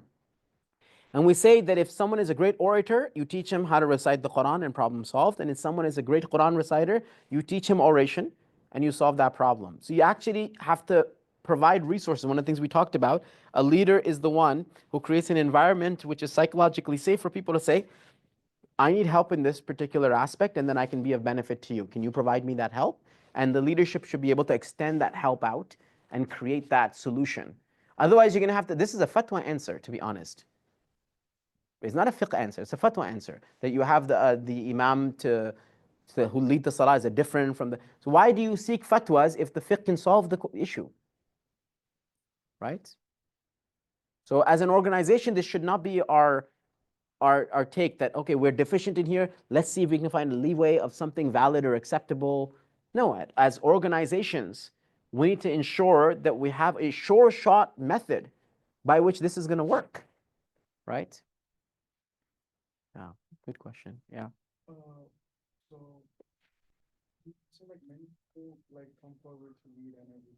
Mhm. But, like, should we like question people's aqidah, like if they're coming to lead or? So anybody who you see them doing wudu, say Assalamu alaikum, and this is proof of their aqidah, right? Anyone who is outwardly a believer is a proof that they believe in Allah and His Messenger. So you don't need proof of aqidah, actually. You need proof of iman, right? And these are all sha'air of iman. Wudu is a symbol of faith. Saying Assalamu alaikum is a symbol of faith. So that's what the prerequisite is, iman, right? Yeah. I would like to see this aqidah question list because I can add questions in that list where no one here is on the manhaj. Right? If you're creative enough, you can create an aqidah list where you can exclude everybody. So it won't work. Right? Iman is what we're looking for, not aqidah. Aqidah differs. People don't go to Jannah because of they're on the right aqidah. People go to Jannah because they're on the right iman. Aqidah is there to preserve the iman. So those people who need their iman preserved, they need to be studying the right text with the right teachers to preserve their aqidah. Or unless you're a seminary student, like you're trying to be an expert in the religion or in theology, then you need to study that stuff. Sorry. There's a question here. Yes. But I was wondering, like, what's the difference between Imam, Sheikhs, and Mufti and the other one? I think it's Ustad or something. It's not a basic question in our times. It's complicated. Ustad is a teacher, right? So everyone who asks a question here, for me, is an Ustad because they taught me something by their question, right? So Ustad just means a teacher, someone who's guiding, someone who's asking. But when it comes to Sheikh, linguistically, it means that someone who is elderly. And the idea was that someone who's elderly is also someone who's wise. And therefore, the sheikh is someone who's not just a teacher, but they're a wise teacher, right? They're accomplished. It's the idea. Imam is a leader. They don't even have to be a teacher. It's someone who is temporarily an imam, like the imam of the salah, it's temporary imam, or someone can be the imam, like the official imam of that place. So they're the leader. They're taking care of the leadership duties of that community, right? Like an emir in that sense.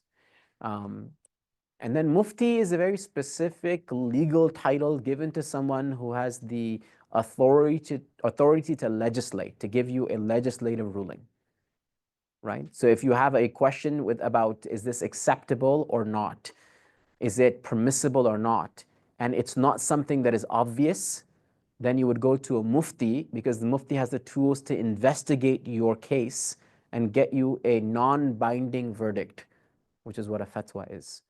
Right? And then a qadi is someone who is the same as a mufti, but they're state appointed and it gives you a binding verdict.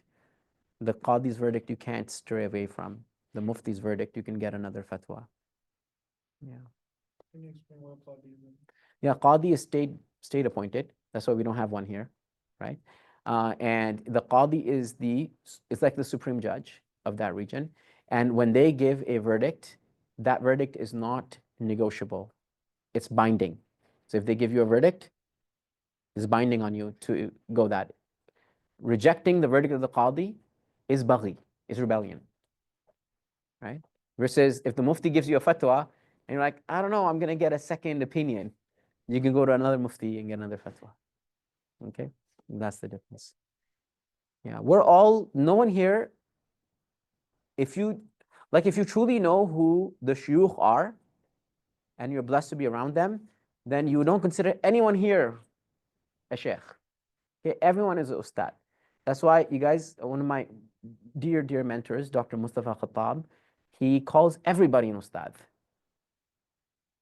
Because he said, if there's always something that you can learn from everyone. He calls everyone an ustad, right? He called my younger brother ustad once. We were hosting him, and my younger brother was asking him where he works. He was asking him how, like, financial portfolio management. And the entire night after, he started calling him ustad, right? My younger brother is not someone who's into ilm at all, right? But he taught him how, like, portfolio management works in finances. From that point, even till today, if you met him, you'll call him ustad. So everyone's an ustad. Anyone who has the ability to teach you anything is someone of reverence. Sayyidina Ali said, if someone teaches you one letter, then it's deserving that you enslave yourself to them. If someone teaches you one letter, it's enough that you enslave yourself to them. Yes. Yes. Question for the chat again. I guess there's another kind of theme of balance where they're asking, how do you not let those metrics that you mentioned about in the previous question haunt you and your team? So you're not overly focused on like these numbers and this and that. Because that can also get taxing. Oh, yeah, it's a good thing. There's a whole slide on this, but the point is that you have some people in your team who should be overly focused on metrics. You have other people on your team that are overly focused on the vision, and that's how you create that balance out. Metrics are like the trees, and you don't want to get so lost in the trees you can't see the forest. So in your teams, you have to have people who are looking at the vision and the mission. They're looking at the forest, and you have to have people who are looking at individual trees, right? And if you've delegated things right, there is islah being done at the forest level and at the tree level. It can't be the same person. Sometimes you're so knee-deep into the nitty-gritty that you can't actually see the whole picture. That's why you need the hierarchical pyramid, right? Yeah, good question. Anyways, yeah. Another question. there was one question about chasing power in Islam, right? Generally, this is an extension of any from Brother Sam's question, where or desire power or leadership in Islam. How do you balance that idea with the feeling that you can fill a gap or improve something in the community? That's it. They answered it right there. So service, right? They're saying there's a gap in the community. So you know, my whole khutbah training thing, you know how it begins with? I say that there's a crisis on the mimbar of mediocrity, boredom, incompetence, right? Illiteracy. There's a big crisis on the mimbar. And the solution is you. That's how the presentation begins. And then I say at the end, and the problem was you, right? Like you're the boredom part and incompetency part, right? That's the problem. And you're the solution, meaning the new version of you who's elevated all of those things. So the idea is to recognize where there's a problem, insert yourself, improve yourself to fulfill that problem. So it's not about you. It's not about power. It's about there's a problem that people are going through, and I am the serviceman who's going to provide a solution to this. Like, you know, people who come fix your toilets are not thinking that I have so much power in this house because of me the toilets work. Because they know they're just fixing the toilet. Right? So no matter how big or grand the vision or the issue is, all you're doing is you're doing islah. You're fixing something that's broken. What power is involved in this? Right? There's no power. It appears, the appearances of power, the realities of service. It appears like this is the position of perks. This is why, you know, you guys know in leadership, it's very detrimental from one aspect. People start giving you perks, things like that. You'll be very wary of this. I'll give you an example. Just check let me check if my barber is on the link. He's not, right? Okay. Okay. So, you know, one of my barber is is a student of mine. And so when he found out that I'm in need of a barber, he's like, come to my place, I'll give you this. So he gave me this hour and 20-minute long, perfect haircut, beard thing, right? And then I was like, okay, how much do I have to pay you? He's like, Ustadh, I can't take money from you. Then I messaged his sister. I'm like, what's his email address? She sent me his email address, and I just emailed him the funds, right? And he said, why'd you do that? I told you, I don't want any money from you. I'm like, I don't want stuff from you, man. Like, this is not like what you think just because I'm your teacher that I get all of these things. No, you're growing your business. It'd be dhulm from my end if in your growth of your business, I'm shortchanging you, right? And that's why, you know, when you have like your uncle who owns a restaurant, the last thing you want to do is get a free meal. If he's your uncle, you love him, you pay him double. Right? Like, why would you take a free meal? It's like you should do that with, like, let's say you're an enemy owned a restaurant. And if how do I get a free meal? This, but then it won't be halal. Point is that you have to find ways to benefit people and not take benefit from people. If you're getting into power for the sake of power, you know what you do with free things? Someone's giving you this free thing. You think, oh my God, alhamdulillah, look at all these perks of power. But if you're someone who's a true leader, you actually want to run away from the perks, right? People treating you like this, like you too. There's someone asked me, are you going to prefer this? They sent me like 3 hotel options. You know, I was traveling somewhere for a talk and they sent me 3 hotel options. I was like, why do I have options? Like, what's available, right? And this. Then the guy who called me, I said, do you have a room in your home? He's like, yeah. He's like, can I live in your home for the next like 2 days? He said, sure. I said, so why are you booking hotels and spending money? Like, this is okay. It's not a big problem. Like, so, this is, if you are garnering perks from your community, you're not a leader. What perks was the Prophet receiving? Let me ask you guys this. Were there any perks? You know, everyone in Medina wanted to give him perks from their capacity, like the carpenter who built him the mimbar.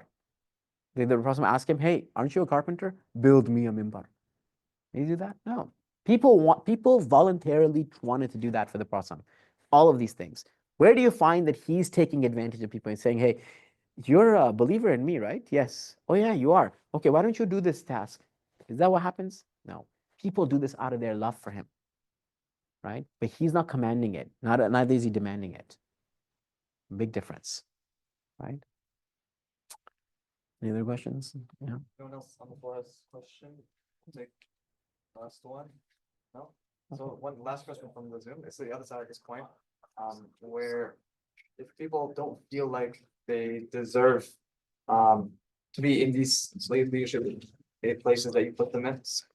How do we make the room for confidence to push ourselves into these scary spaces? How do we strike balance between humility and self-confidence?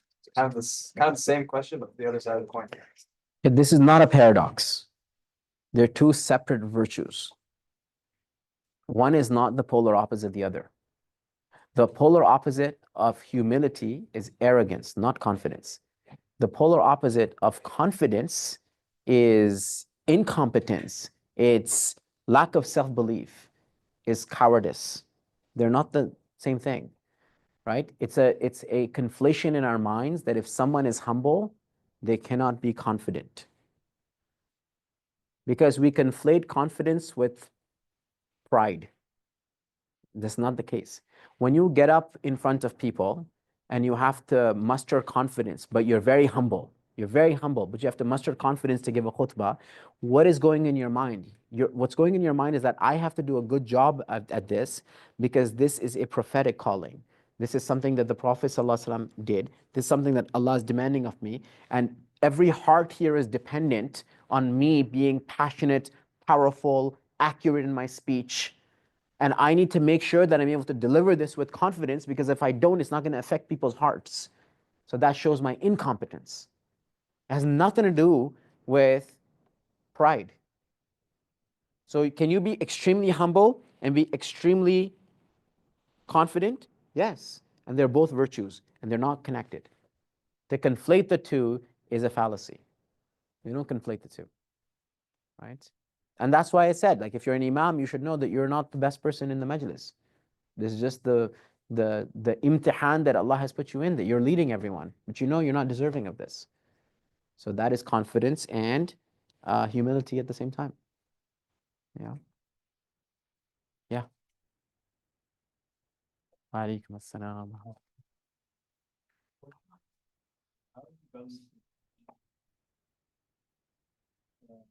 Then and giving the role that you're doing for the khutbah or the salah, it's full justice and your responsibility as a leader. For example, let's say there's gaps that have to be filled, there's daruras that have to be completed at the time, or other opportunities that come forth. So, sometimes you might have to say no in order to do ihsan in someone else. Yeah, this is a very good question. Two things. Number one, there could be a sense of responsibility, and that's what's sort of taking you away from giving 100% to other tasks. The other is that there's a sense of fear of missing out on other things. Oh, yes. So the question is that if you have a particular task that you're performing and you want to do it with a level of perfection, with a level of grit, with a level of competency, but at the same time, there are other things that are demanding your attention. And for those things are also your responsibility. How can you give your 100% to this? And I said there's another tangential issue which is linked, is that if you are doing something and there's another thing going on and it's so enticing that you fear that if you don't participate in that thing, you'll miss out on something, right? So how do you balance the thing? So actually we're having this conversation recently that you need to have your primary tasks, your secondary tasks, and your tertiary tasks, right? This is how one of my teachers explained this to me. Your primary things you don't compromise on. And if you have to compromise, you seek permission. You make leeways. You don't ever neglect, you shelf for a bit. So let's say your primary task is that you're a parent, you have to raise a righteous child. Can you do that every single day, or are you going to be needed elsewhere? If you're needed elsewhere, you find a substitute. You're like, okay, I'm needed elsewhere, I'm never going to be a good parent again. Does anyone do this? No, so we shouldn't do this with our religious duties as well. Okay, so there are times where you have to sort of adjust. It's no longer a regular day because this other thing is taking your attention away. So you shelf your task, you find a replacement for you temporarily to continue this, which means, do you have to be an imam every single Friday for Jummah? If 1 week you don't do this because there's an imam coming who's visiting and you'd rather attend their Jummah because you can ask them questions after. So would you give up your position now because you're going to this other place? Sometimes if that's wise, yes, you do that. But you have to make arrangements. You're not abandoning anyone. There's not abandonment. We have to understand this. We feel like we're abandoning this. No, you're not abandoning it. You're just seeking a growth opportunity. This is a good thing, right? So primary, secondary, and then tertiary. If something is tertiary, it's there. You shouldn't abandon other things or postpone other things for it, right? So as long as you're able to distinguish between what's your main role and what's your subsequent roles, you'll be fine. Okay. Okay, alhamdulillah, we'll stop here. Jazakumullah khairan for everybody. Inshallah, we'll see you on Monday. Yeah. So are you coming back to Mac anytime soon? Monday, inshallah. So Monday nights, is it 5 o'clock? Yeah, sorry. I was pretending like I knew what I was talking about.